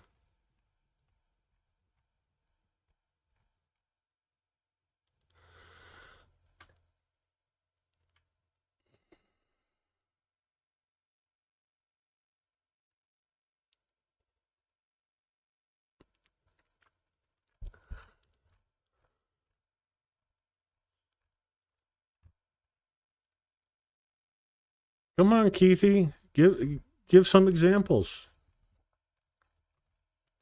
For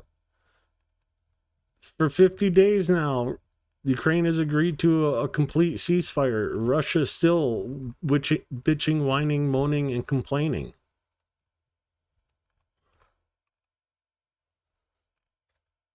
Yeah, Trump jerking off to pictures of G.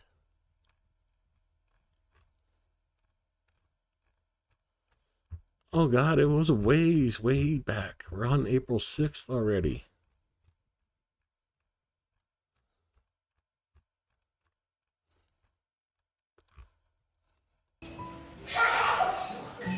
Now this is how Ukraine works. Not like Russia, where you guys sit there and have limbo lines of broken wheelchairs.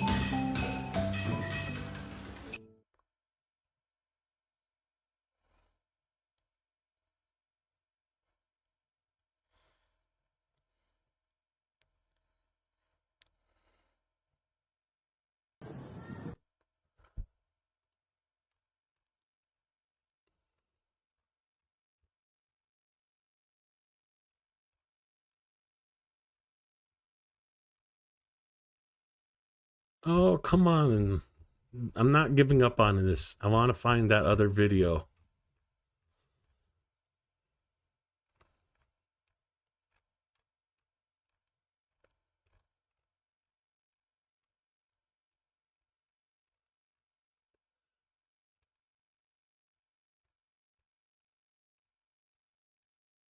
I know I'm getting close. Oh, here, you know, Russian. Well, here, Russia meets its brides. Everything is like in the famous film.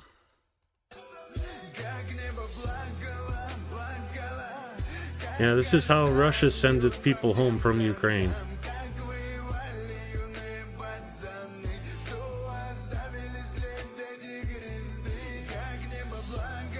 And he's not covering his mouth to hide his face. He's covering his mouth to freaking hide from the stench of rotten bodies, because they let their people lay out in the field for years before retrieving them.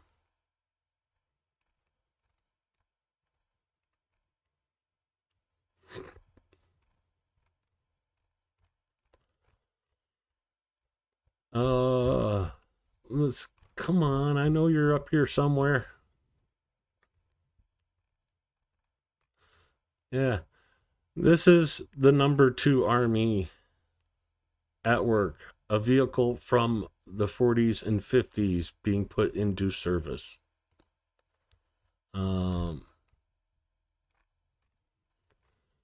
Meanwhile, Russia is shooting at hotels. Oh, here we go. This is how good the Russian army is, for all you trolls out there. Мы расходуем личный состав в целом ряде частей. Это кошмар на самом деле. Вот Настя Белка, у нее был эпизод видео, там обращение, там сборы и так далее. Очень тяжелое видео. И она рассказывает историю просто.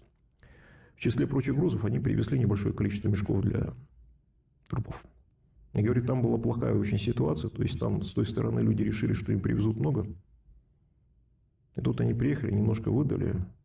Ну и, короче, там нехороший разговор был с военнослужащими. И говорит, мне потом один звонит. Ну, и говорит, вы нас извините. Он говорит, мы просто устали их отстирывать. Мешки для трупов. Мы очень устали их отстирывать. То есть собрали, отвезли в Ростов. Мешочки привезли обратно, постирали, снова собрали и так далее.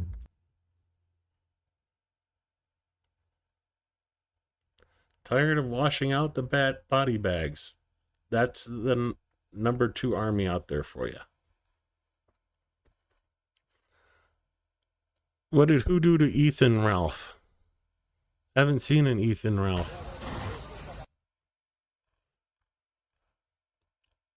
Там через пару часов после встречи, поскольку мы отдали уже эти мешки, военный боец,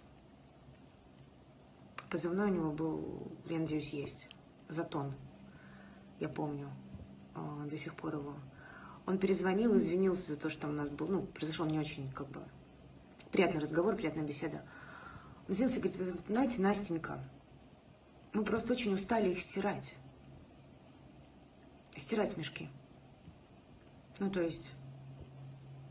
И начинает рассказывать о том, что они просто приезжают за телами, загружают их в мешки, привозят в морг, выгружают, потом их стирают, и едут за следующей партией. Естественно, после такого объяснения, хотя это и до, по-моему, уже произошло, никаких там не могло быть недовольств, да, по поводу того, насколько там кто с кем как разговаривает, насколько тяжелое, большое напряжение там присутствует, насколько там непросто ребятам. Это вот в тему мешков. А в целом вообще, что такое? Что такое сейчас вот 11 мешок? В него, с учетом того, что на тех линиях соприкосновения, где сейчас можно эвакуировать тела и останки ребят, которые там находятся год, два, не знаю, 2,5, 3 уже почти возможно. И наши, и противника. Никто же не понимает, да, чьи там ДНК лежат. А эти ДНК, это... Потом они доедут в Anyway, Ростов. just remember, as we're fundraising for trucks and helping them buy drones to take care of the invaders in Ukraine, Russia is fundraising and collecting for body bags.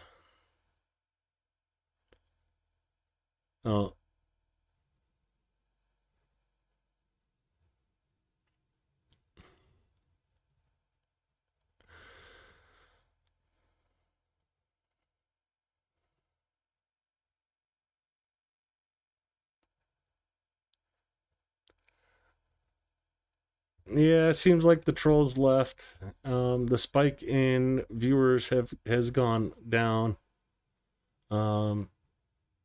They're all bots from the same person.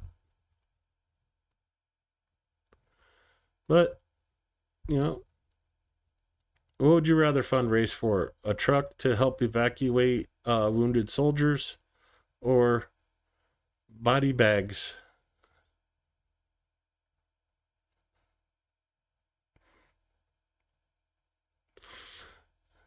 And apparently multiple times there, Adam.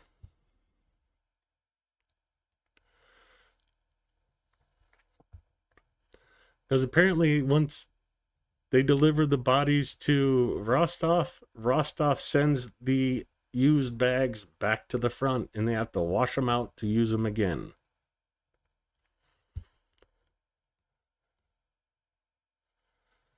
Yeah.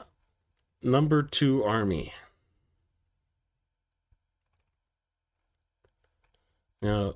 So depraved. They start brainwashing you as soon as you leave the hospital from being born.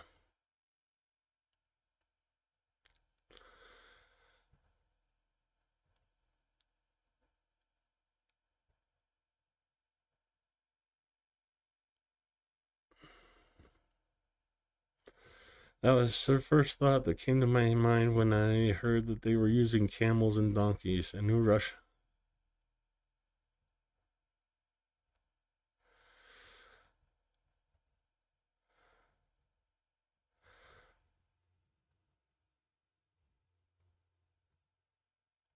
I have a joke that I shouldn't say.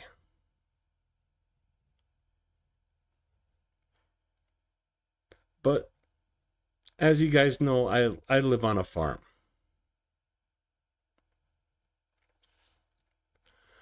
So I know the kind of equipment that donkeys pack.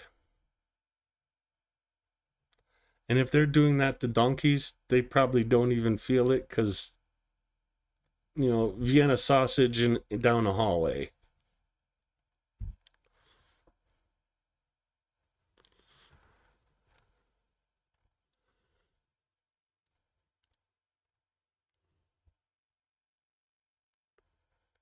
That's as close as I can get to saying the joke without saying the joke.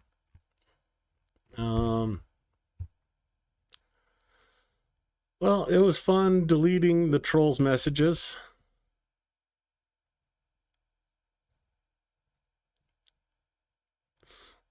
Rinse, repeat. Well, I mean, maybe they should start including those little Christmas tree hangers for the cars in their aid packages to the front line.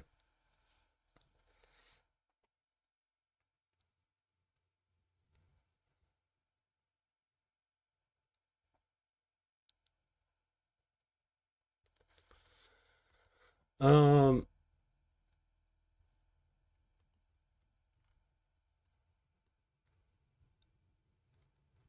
go prep for the storm coming. It's already here, LJ.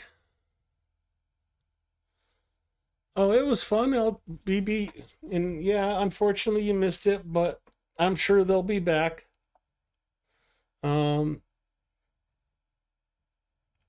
At most, I timed one of them out for a half hour.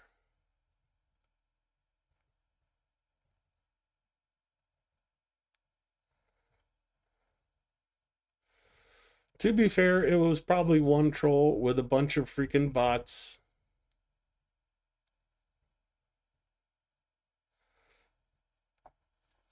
Hey, they kept the stream going for another half hour.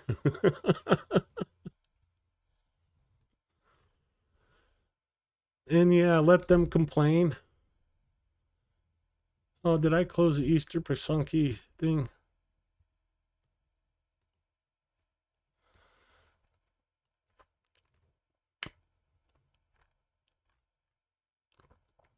So, yeah, just to show them how much we have 166,268 euros raised for the armed forces of Ukraine to get them much needed trucks and vehicles. You know, this is what we're fundraising for.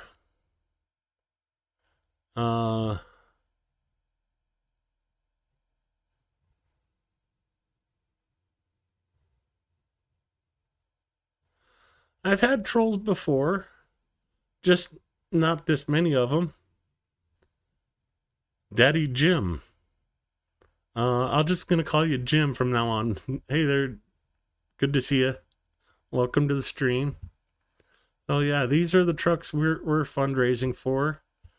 And the Russians are fundraising for body bags. Is just hilarious in my mind. LJ says to look at the radar map. Hey, let me pull that up off screen.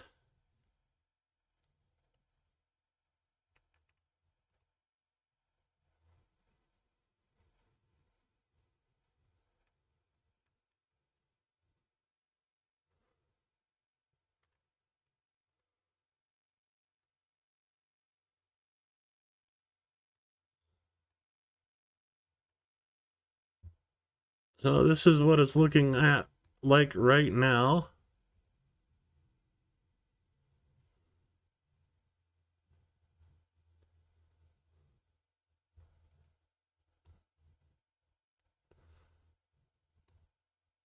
Oh, it looks like it's gonna miss me and go right at you, LJ.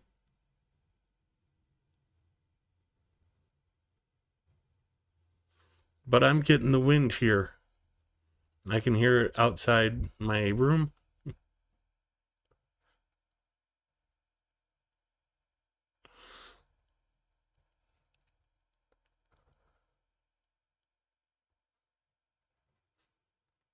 Hmm.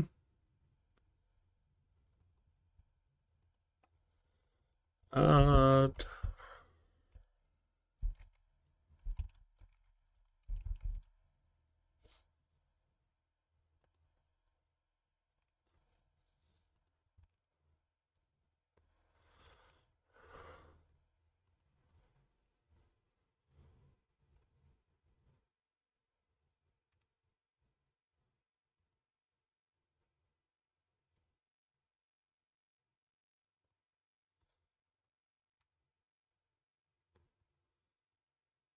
so tornado watch.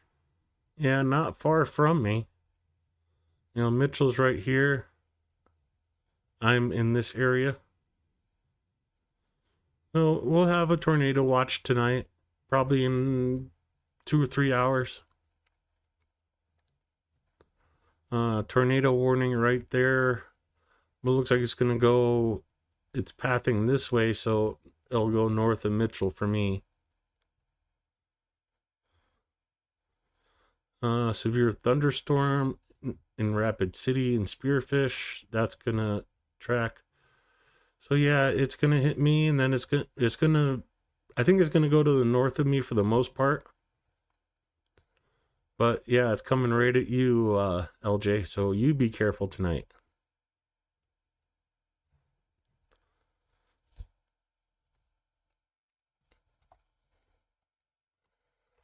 Yeah, you guys want to see where I am? I'll show you. I don't have to worry about getting swatted because there's no SWAT teams around here. This is my neck of the woods. You know, I'm not too far away from the Yankton Sioux reservation. Right on the border of it, actually. And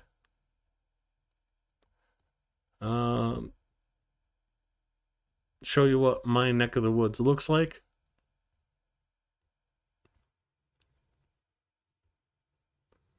So basically where you see trees, that's where a house is. Or was at one point. That's South Dakota.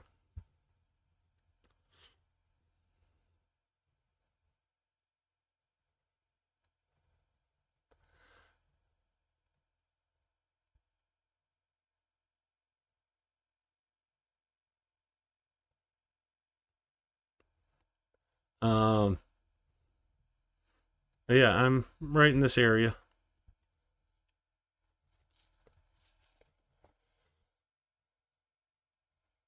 You have to remember, I have to travel 18 miles to get to the closest grocery store to me.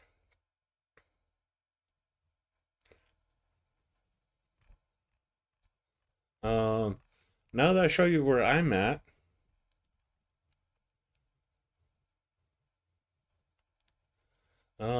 let's see if I can find a good one.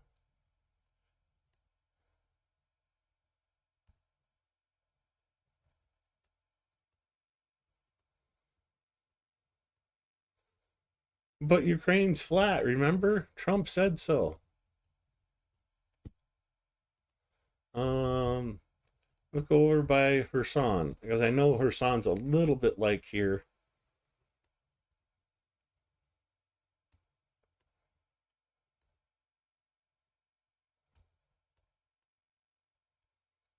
Let's try a different one.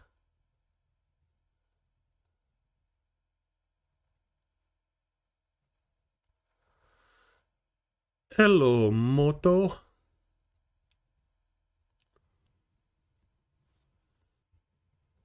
A lot of similarities.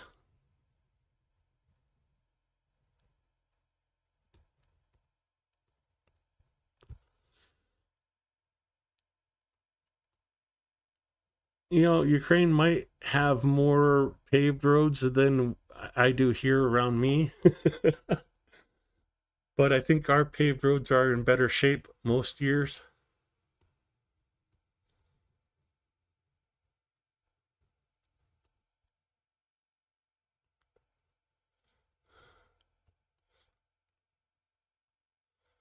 They're probably trying to hide their motorcycle or something that's parked right here.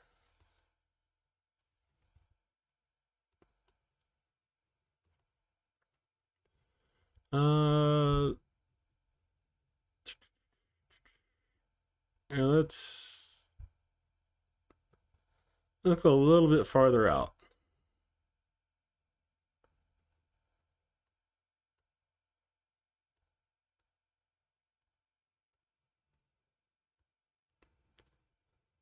Looks like an old church. Oh, not 2023. So, you know, after the war started. Judging by all the destruction around, I'd say this place was bombed by the Russians.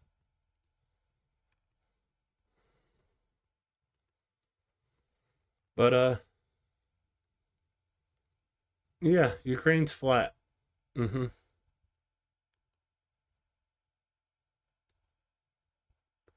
Uh,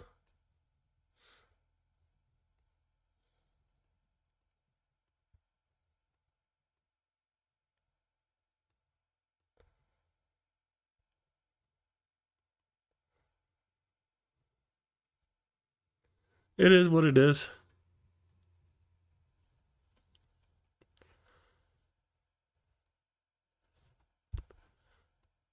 Let's see. Okay, this. What's in anything? Nope, no pictures at all in this area. Maybe that will be my claim to fame, going around taking 360 images of where nobody else has.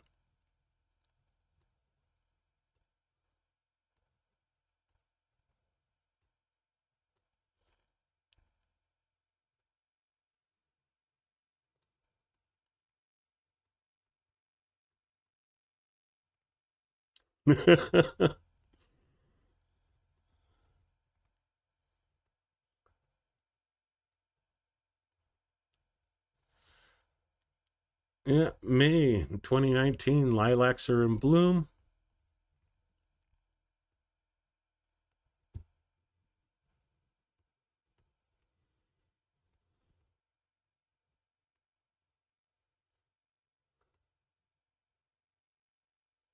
Ah, here we are. I would say this looks like South Dakota, but there's too many trees.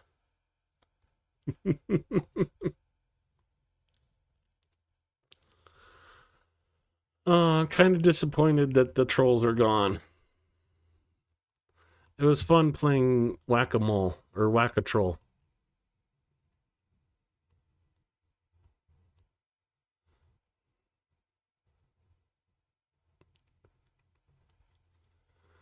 Oh, you want to see where Mexi Girl's at? Zoom way out.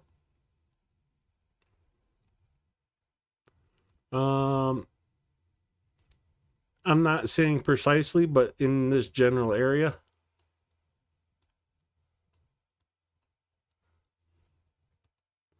It has to be a better picture than that.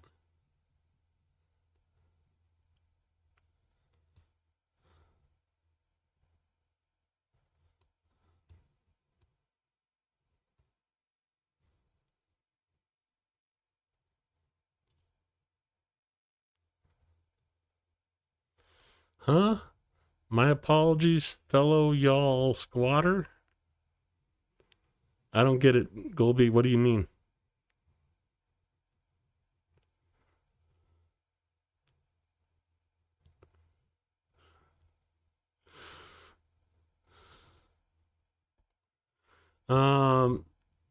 Knowing Mex Girl, she's probably more along the coast.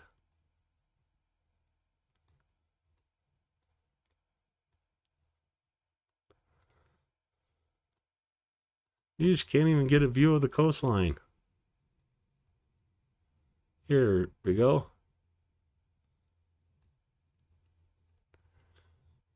Life's a beach.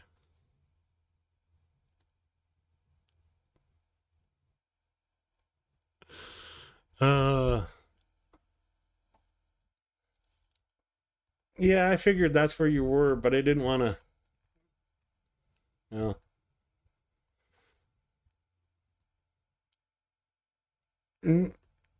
Just remember,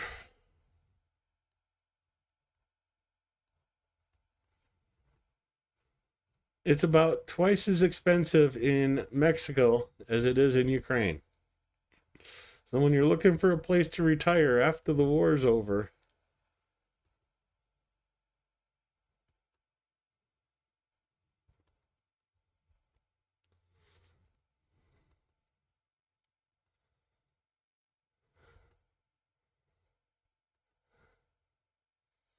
oh gosh, I gotta. How'd you like to live in that house? That's a pink.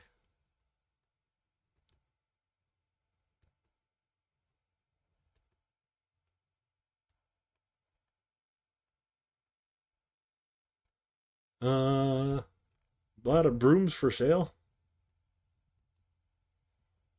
See, where's the market? Tell me where the market is.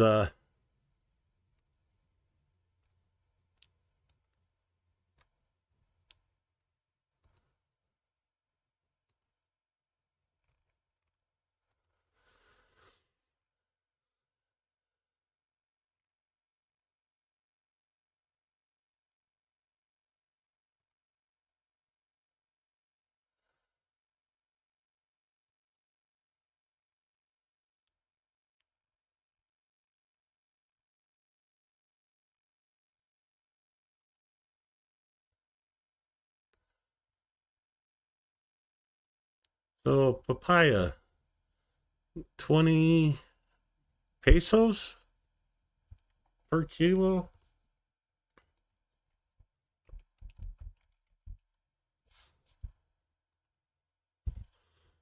Oh, $1 a kilo for papaya. That's close.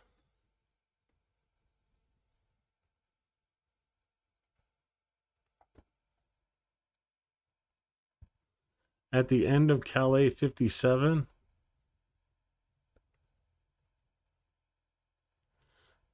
$20.64.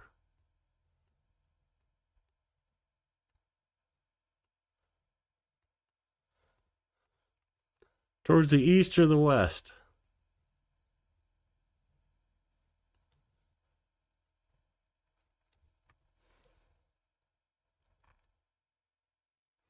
Well, that's a school, so it must be the other way.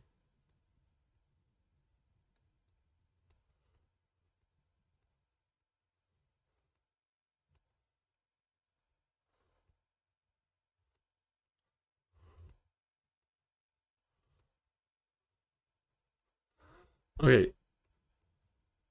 Calais 57. Calais 57.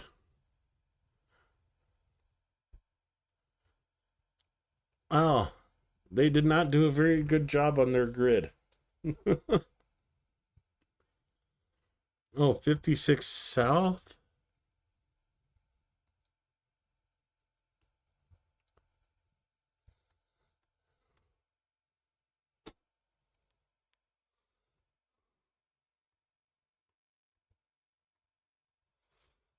Baseball field.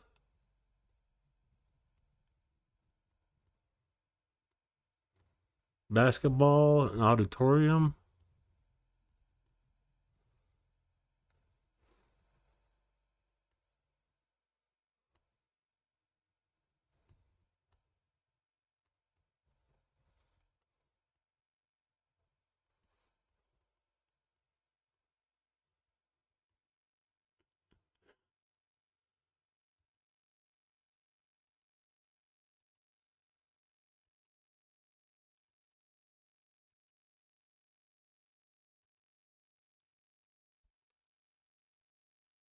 Okay, this place looks neat.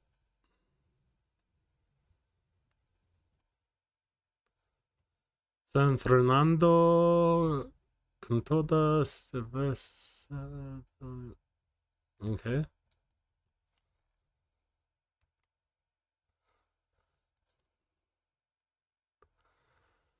$1.50 for a bottle of soda.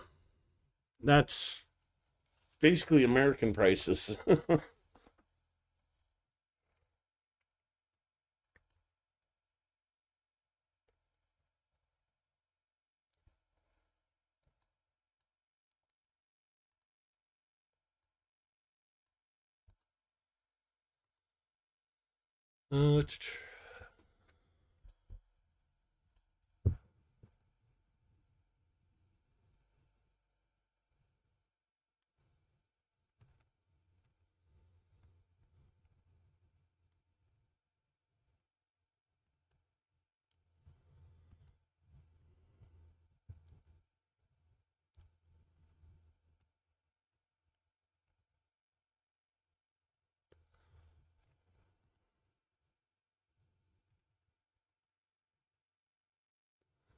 Bunnies.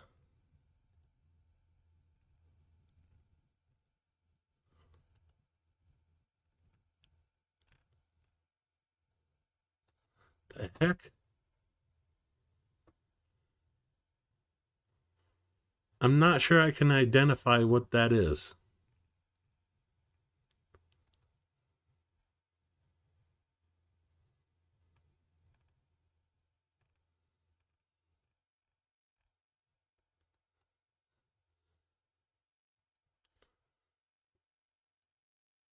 So lemons about $1 a kilo.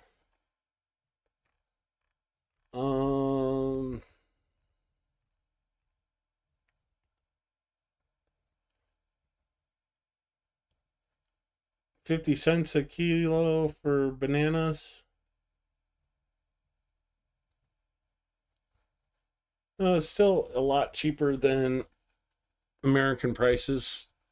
Kilo is about 2.2 pounds.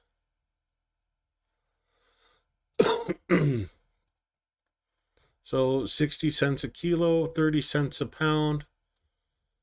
About half of what you get of what it would cost in America.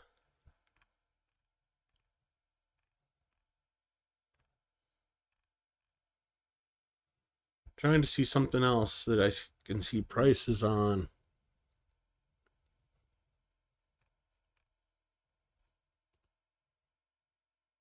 No prices. The heck? Is that red bananas?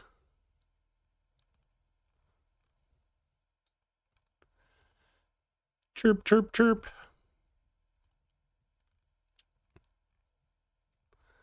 And then the quackers.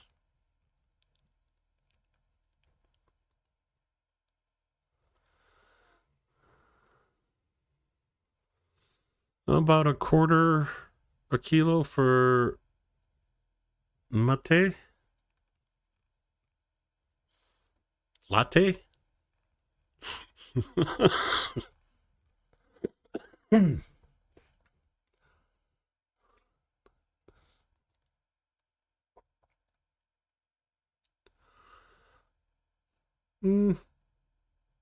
Okay, that's a lot cheaper. Ooh, dragon fruit. Yummy.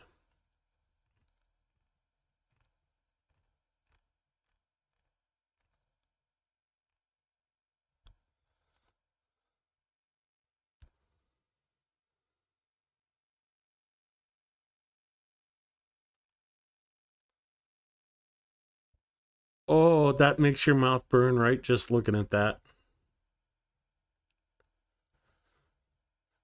Yeah, don't touch your eyes if you touch that table.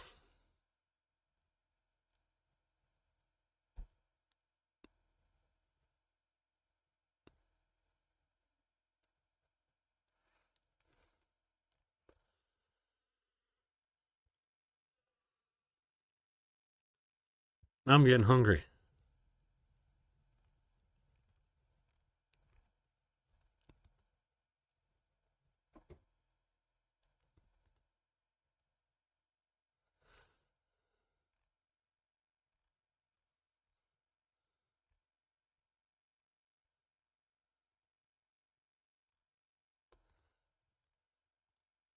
Yeah, so it's about half price.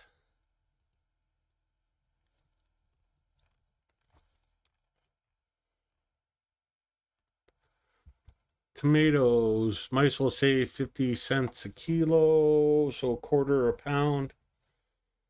Yeah, okay, actually a lot cheaper than where I'm at. But let's go zoom way, way out. And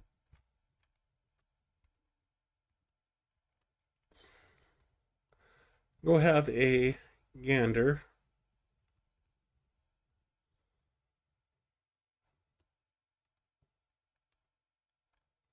at the Dnipro market and compare.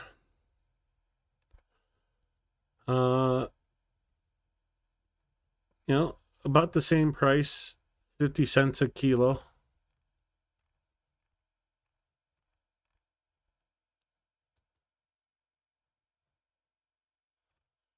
No, a quarter a pound. But this is where Ukraine shines.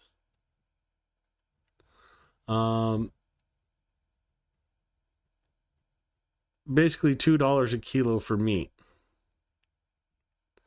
$2 to $2.50 for luncheon meat. Well, we're paying what, 10, 12 bucks a pound in the grocery stores here in the States.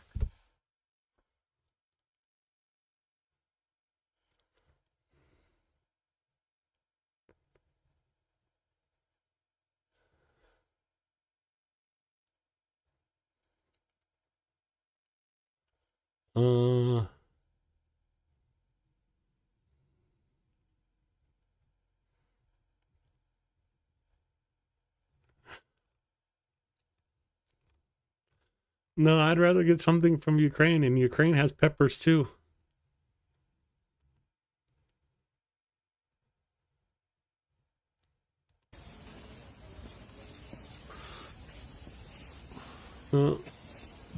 Just under $1 a kilo for peppers.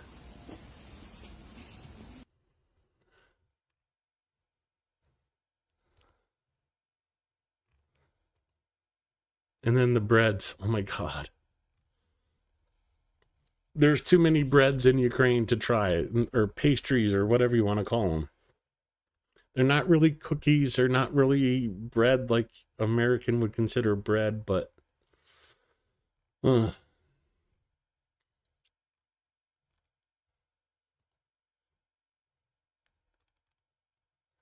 you go. Pomegranate. 55, 60 cents a kilo.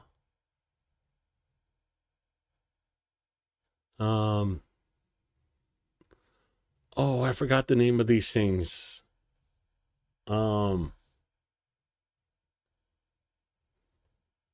Shoot.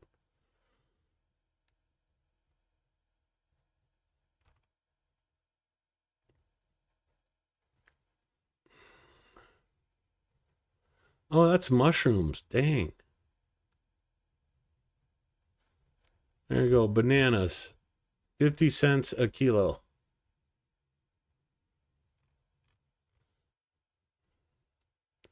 Yeah, I know pomegranate, but I want to say prismatine, but I know it's not that. It's close to that. Permissin.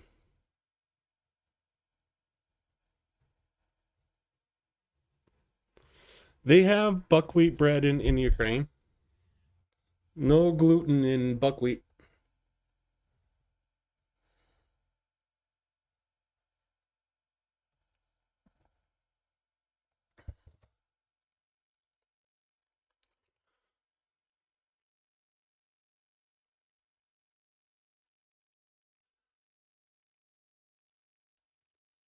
Yeah, but what a cool wake-up call, huh?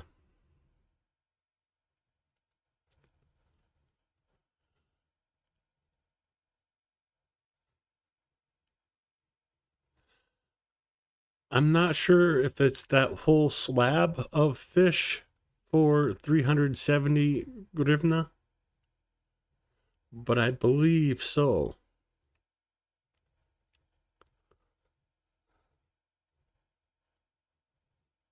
Okay, now I'm definitely hungry.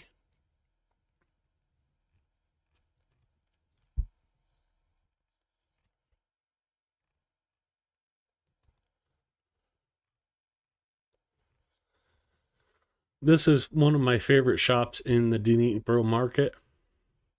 They have all these beans and other dried goods,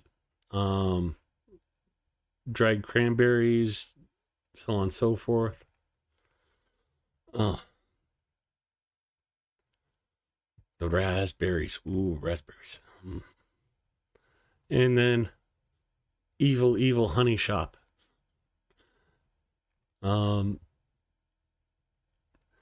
Yeah, $2 for that tub of honey.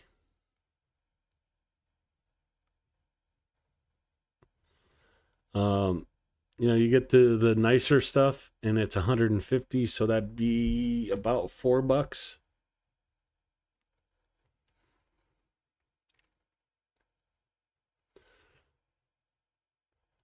But to me, this is the good stuff. The darker the honey, the better, in my opinion. You won't see it sold in stores because it's such a strong flavor to the darker honey that it's hard to market it. Oh,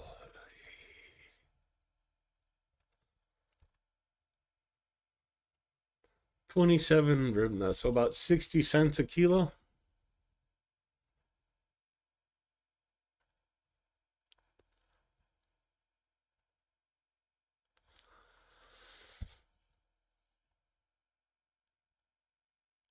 Yeah, Canty's food market tour. But yeah, these little markets in Ukraine are so freaking amazing. From your prom dress to fish to there's a little beer stall in here where you can go in and get a small keg of beer for like $3.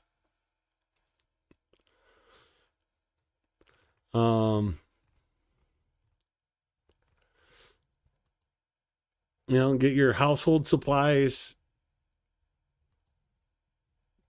get funny ornaments, fish, fruit, veg, cooking ware, have your shoes repaired. And there's everything in these markets.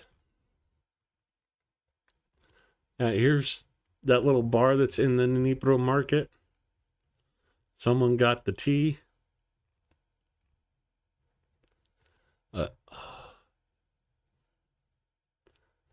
Oh, and the cheeses. Oh my Lord, the cheeses.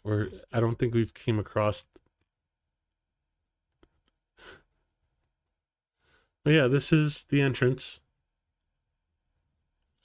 And there's always somebody out here selling stuff that's not part of the actual market, but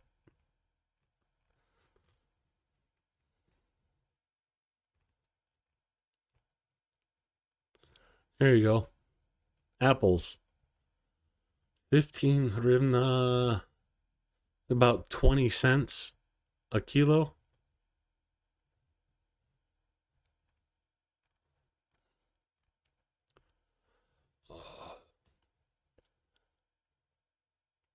And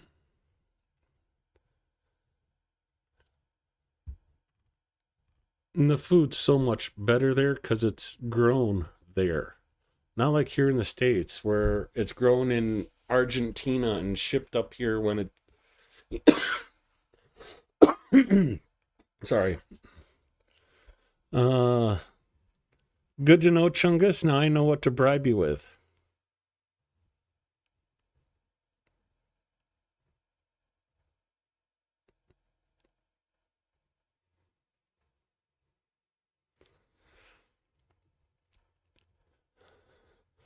Wait, Blonde, are you having a problem with the European style window? Don't feel bad. I did too.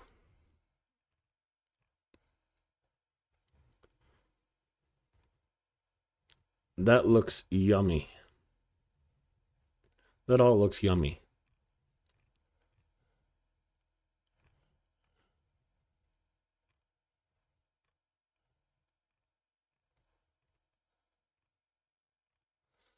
Come on, where are the cheeses? I know there's cheeses in here.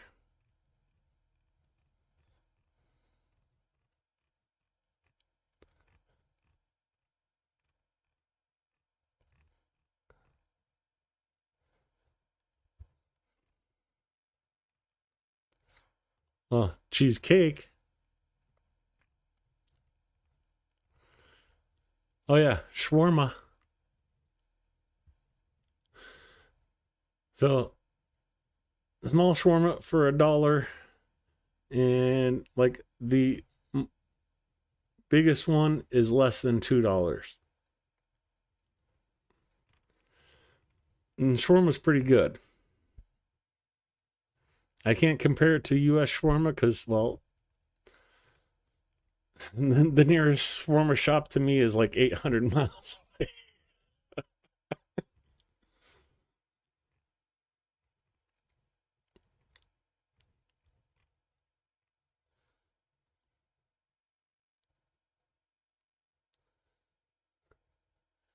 Oh, cakes. Okay.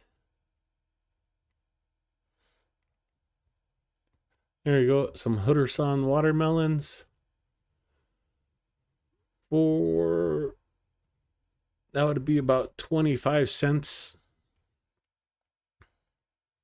a kilo.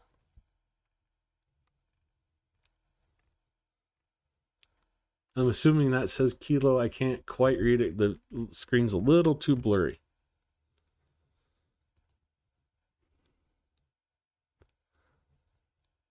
Oh, yeah.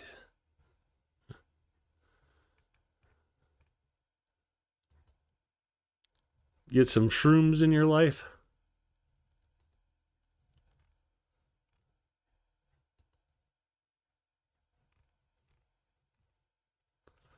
Oh, how's that for some cherries?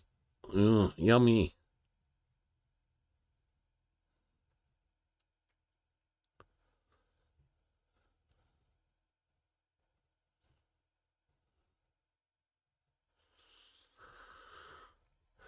Yeah, I had dinner. Kind of, sort of. I had breakfast at about 5 o'clock this afternoon. Does that count?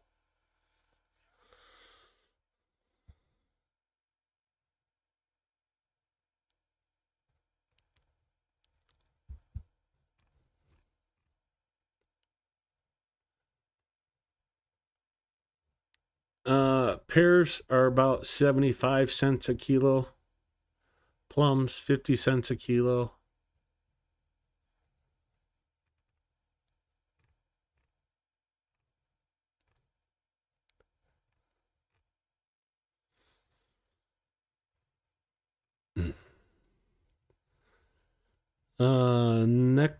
Nectarine? I can't tell. No, that's permissons. Ugh. I tried one I did not like.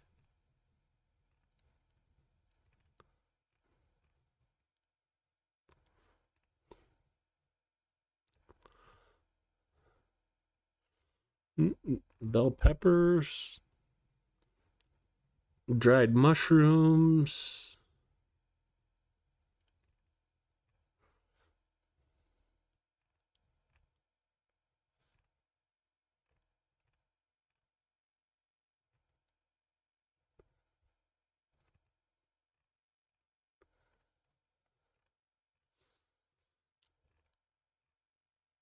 Oh. That's one thing I do really miss about Ukraine is all the mushroom dishes they have.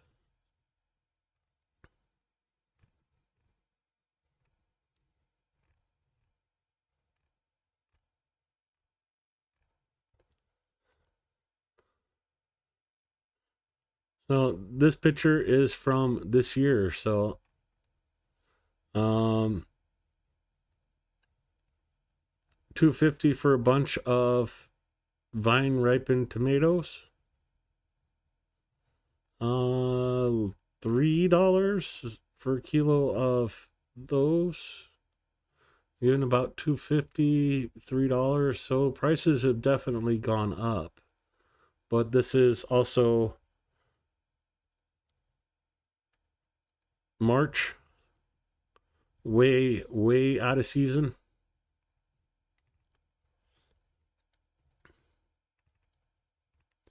When I was there in February, the first tomato crop just came out from the greenhouses, and it was about 73, 74 hryvnia per kilo.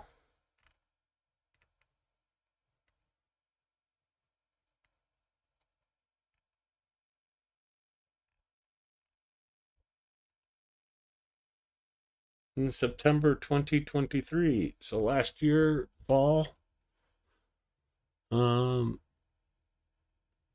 than $1 an eggplant. There you go. 28 hryvnia for tomatoes, peak season.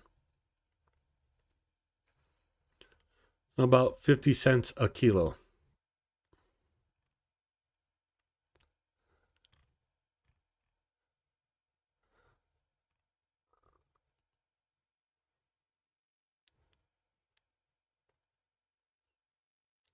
June. Those are some weird looking tomatoes. Okay, I'm definitely hungry now. No, I hope my friends get me an apartment, at least somewhere where I can get to Dnipro Market.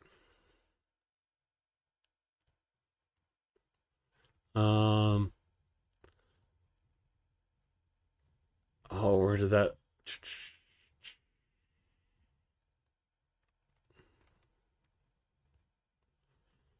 This market is okay, but it's a lot more expensive.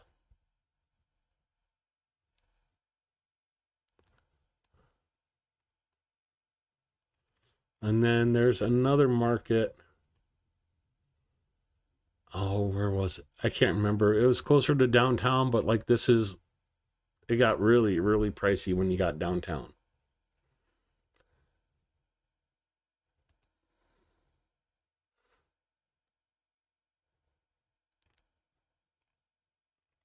Museum of Jellyfish?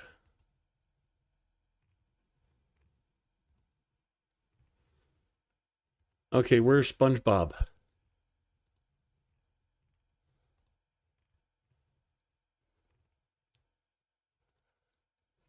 Jellies!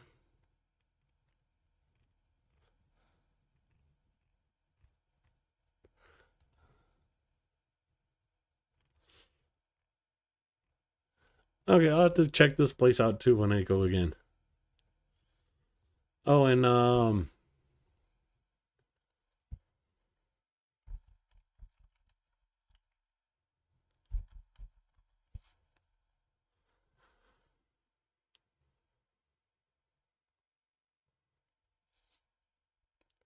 yes, Kiev does have a toilet museum.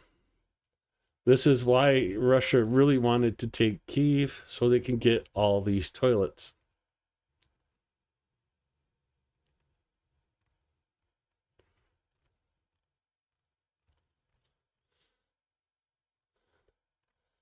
Yeah, that's what the bathrooms were like in the Middle Ages.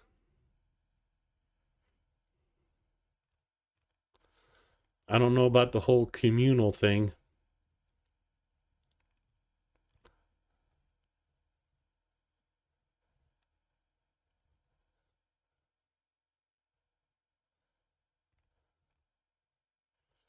Oh, the indoor outhouse.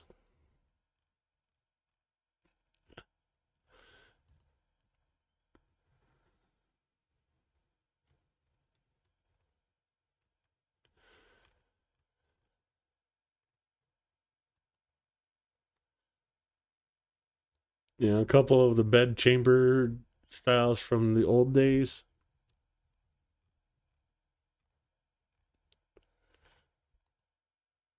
The I'm not sure I like having that string sitting there.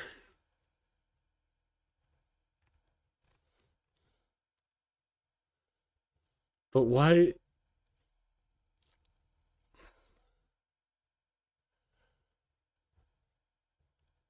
I'll have to look that up because that's curious. Because it's like a feed trough that funnels feed into the bottom of the bucket where you go. But I'm guessing it's dirt you're supposed to put in there. Molay's Earth system.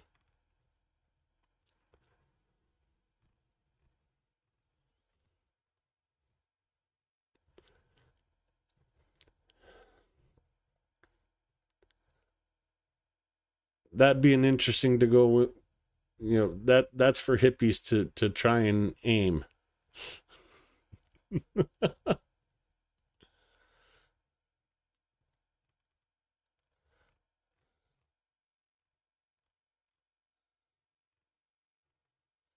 The heck is that?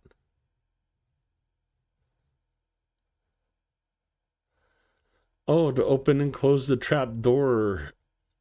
Oh, so like the castle toilet.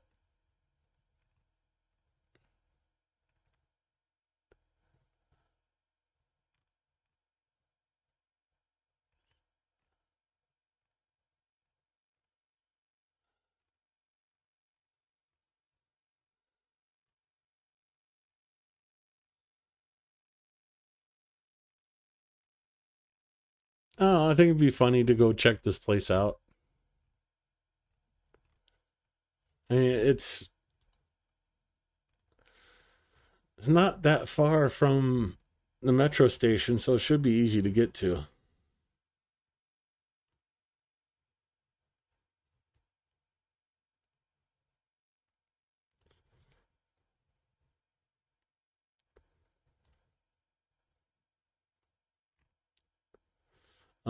Let's see, what else do I need to go see while I'm there? You guys need to give me ideas.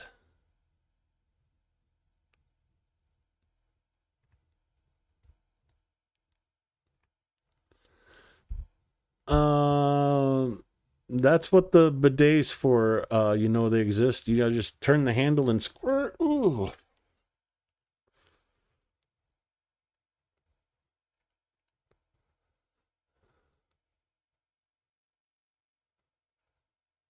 Not when I went.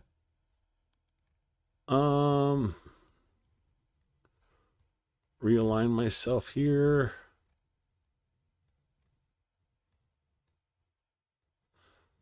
I mean, you had to pay to get in, yes. So this is...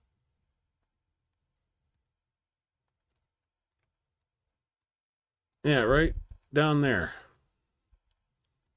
Right down there is the entrance to the bathrooms, and it's like 10 hryvnia to use the toilet.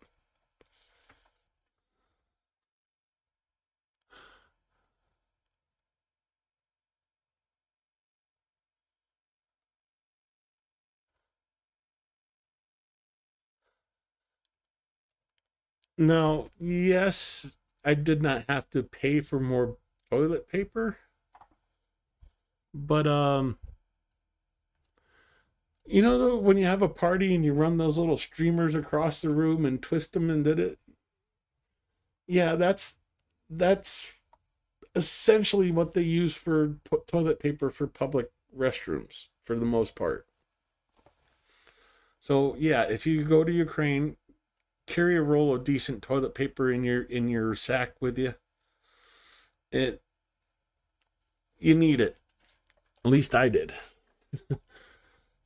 That crepe paper.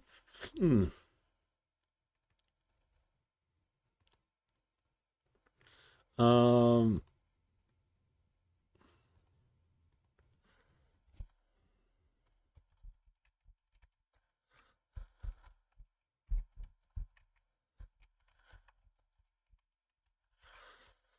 You know, there is still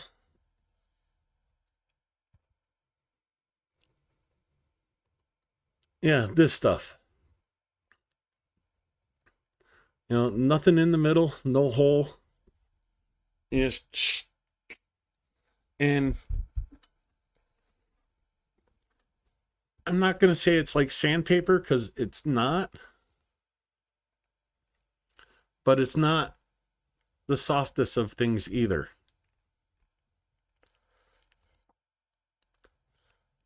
That's actually the brand I first bought when I was there.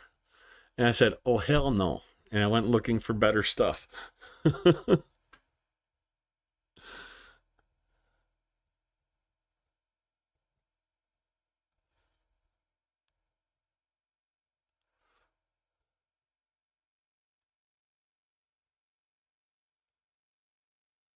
Oh, I missed it. KKGG, where to go?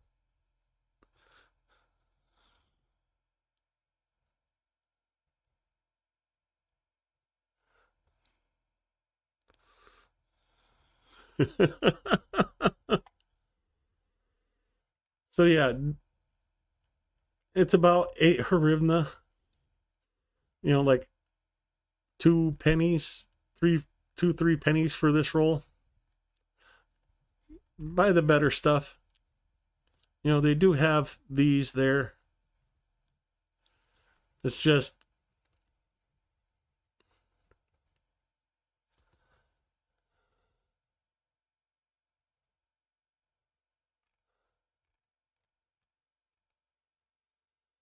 see it's already dropping off.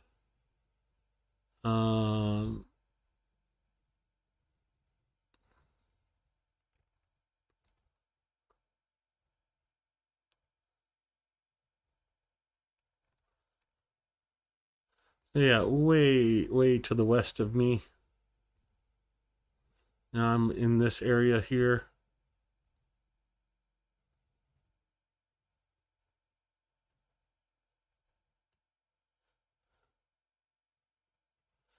But it's coming right at you, LJ, so be safe.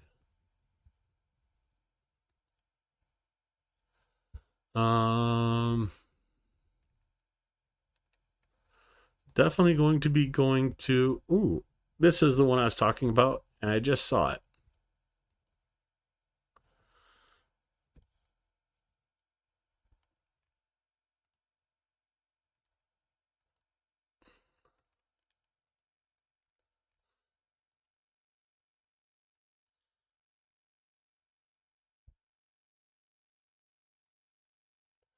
So, ribeye from a Ukrainian cow, half the price of a ribeye from a U.S. cow.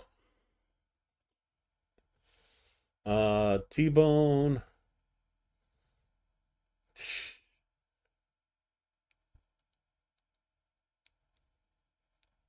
Yeah, this place is on the expensive side, but it is good food. Cool place to go, but it's going to be one of those places you go one time.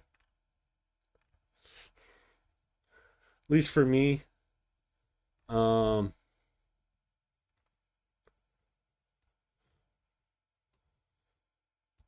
If you're like on the budget,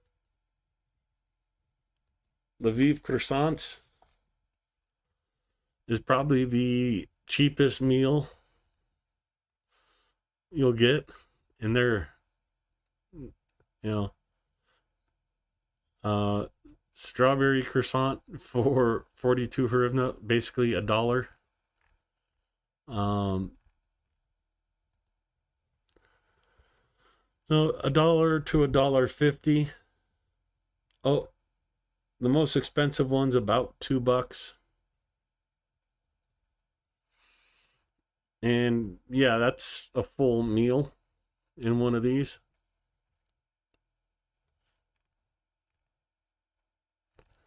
But yeah, for about $2 you can have a full meal with a drink. And yeah, if you order, they do the fancy designs in your coffee. Most foreigners live off of Lviv croissants while they're in Ukraine. I don't know why. It's a decent meal, a decent price, and you know what to expect, and they're all over. It's the McDonald's of Ukraine.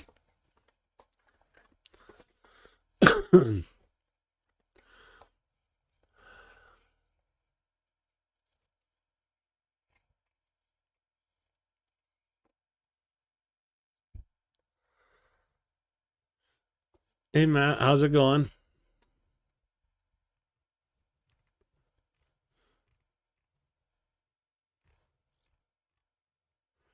Well, yeah, definitely check out Lviv croissants. And just to pick on Vivi a little bit, who's staying in a hotel right downtown. Pizzata Hata, of course, McDonald's. Boba and Black. Chinese restaurant. Forewarning to people that go to Ukraine from America. American Chinese food is not real Chinese food. Ukraine has real Chinese food. Taste and dishes just do not match up. You have been warned. Go with knowledge. I'm going this fall so I can spend my birthday in Ukraine this year.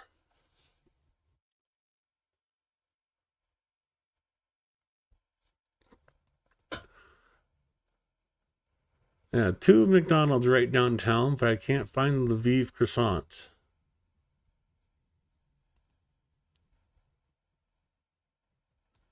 There we go. There's one there. There's one there. There's one there. They're literally like McDonald's in America on every corner.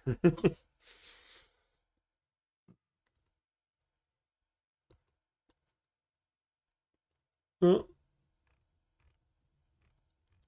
not a production photo, just what you get at your table.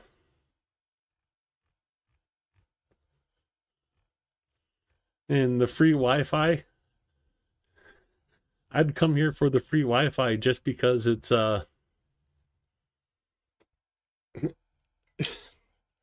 they have decent Wi-Fi and you can have a snack and a drink. And for a while, my phone did not work unless I had Wi-Fi until I got my Ukrainian phone working there.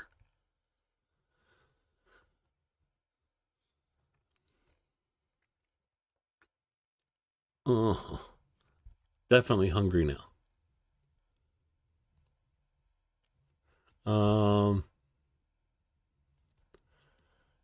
When I make it back to Lviv, I definitely want to go check out this place called the Honey Hive. Just because the name. Food looks good though.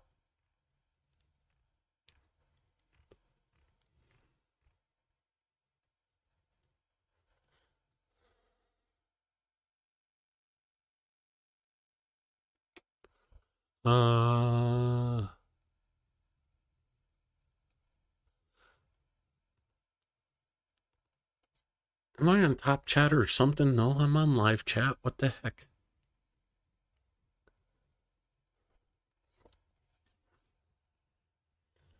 Yeah.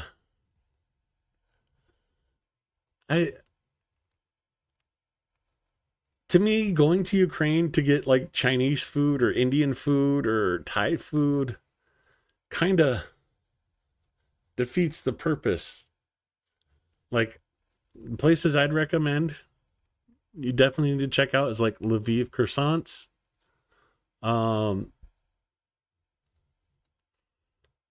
Pazata Hata is right in here somewhere.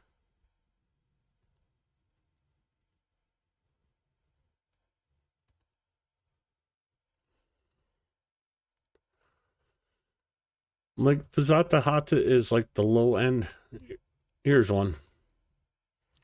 It's like cafeteria style.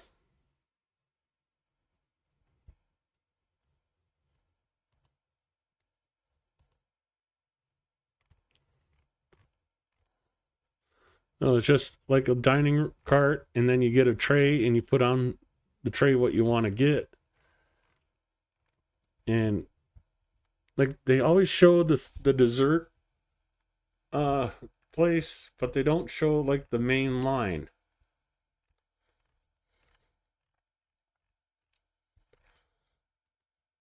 You see a little bit of it here. You come through, get your tray, get your food, sit down, have your meal. And this is a pretty chic design. But this is the first place I went to when I got off the train in Kyiv.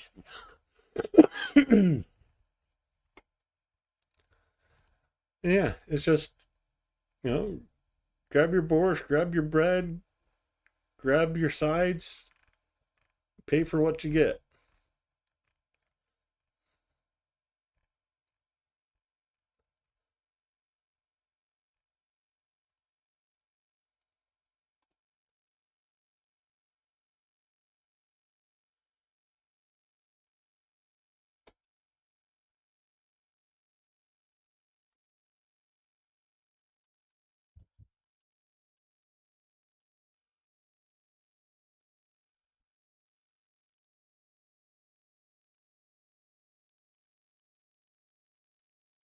Yeah, enjoy your dinner, KKGG. I'm not far behind you. It is getting to be midnight here. Instead of making myself hungry, I should just go eat. Oh,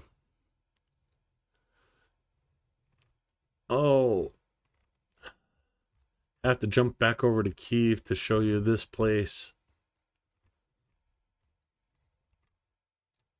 And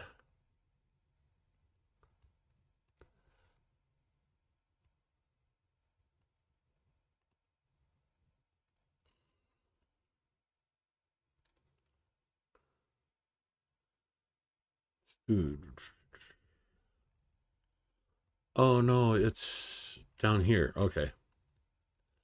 Dublin Pub. Despite being named Dublin Pub, they do not have shepherd's pie.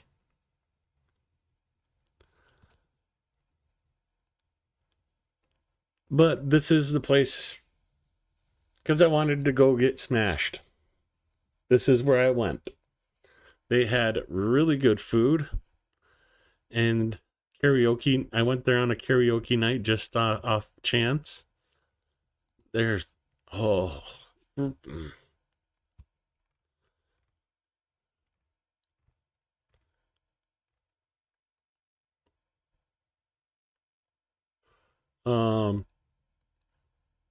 Different shots and drinks you can get. Sampler platter, meals. I mean, good food.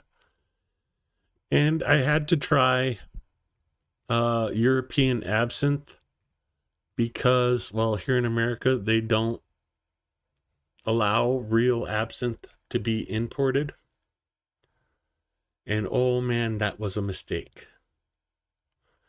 I went from, I had like 3 ciders. I had a buzz. I wasn't drunk. I wasn't stumbling. Wasn't slurring my speech. And then I had the shot of absinthe. And then the walls started moving. But yeah, pretty cool little hole in the wall joint. But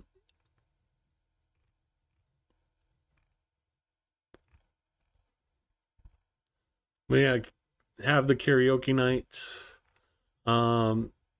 This is the seating upstairs at the street level. Then you can go downstairs into the bar. Oh yeah, they have a hookah lounge too.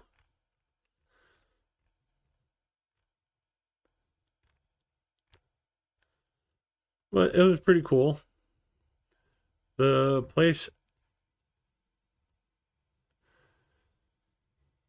other place is this one you have to watch out for. Some of the very well cafes are really good, like this one. Some of the others, not so much.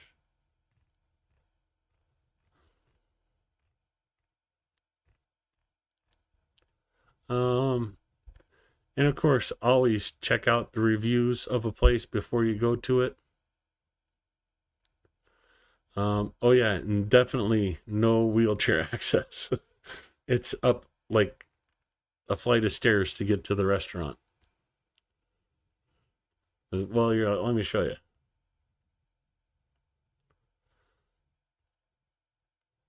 So this is the Very Well Cafe right here.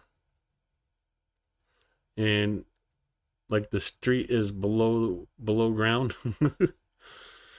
So you have to go up a flight of steps to get to the entrance to it. And then like right behind this kiosk is the Dublin Pub where I went.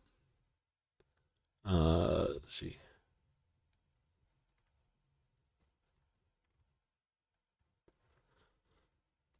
So like that's the entrance down into the bar area, but like this whole area has been turned into like a little upstairs cafe area.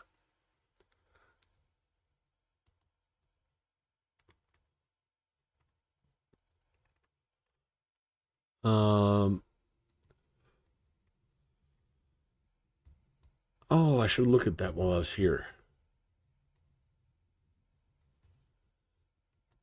Still not done when I was there. Still working on it.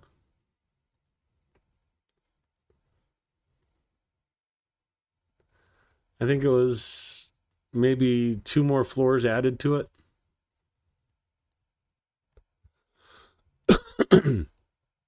And this picture's from 2011, so that's definitely an abandoned project at this point.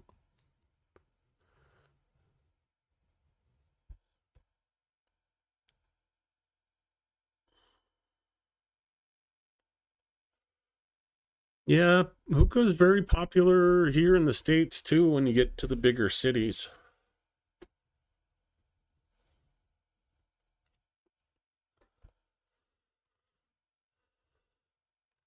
Oh, shoot. I'm going to have to run again.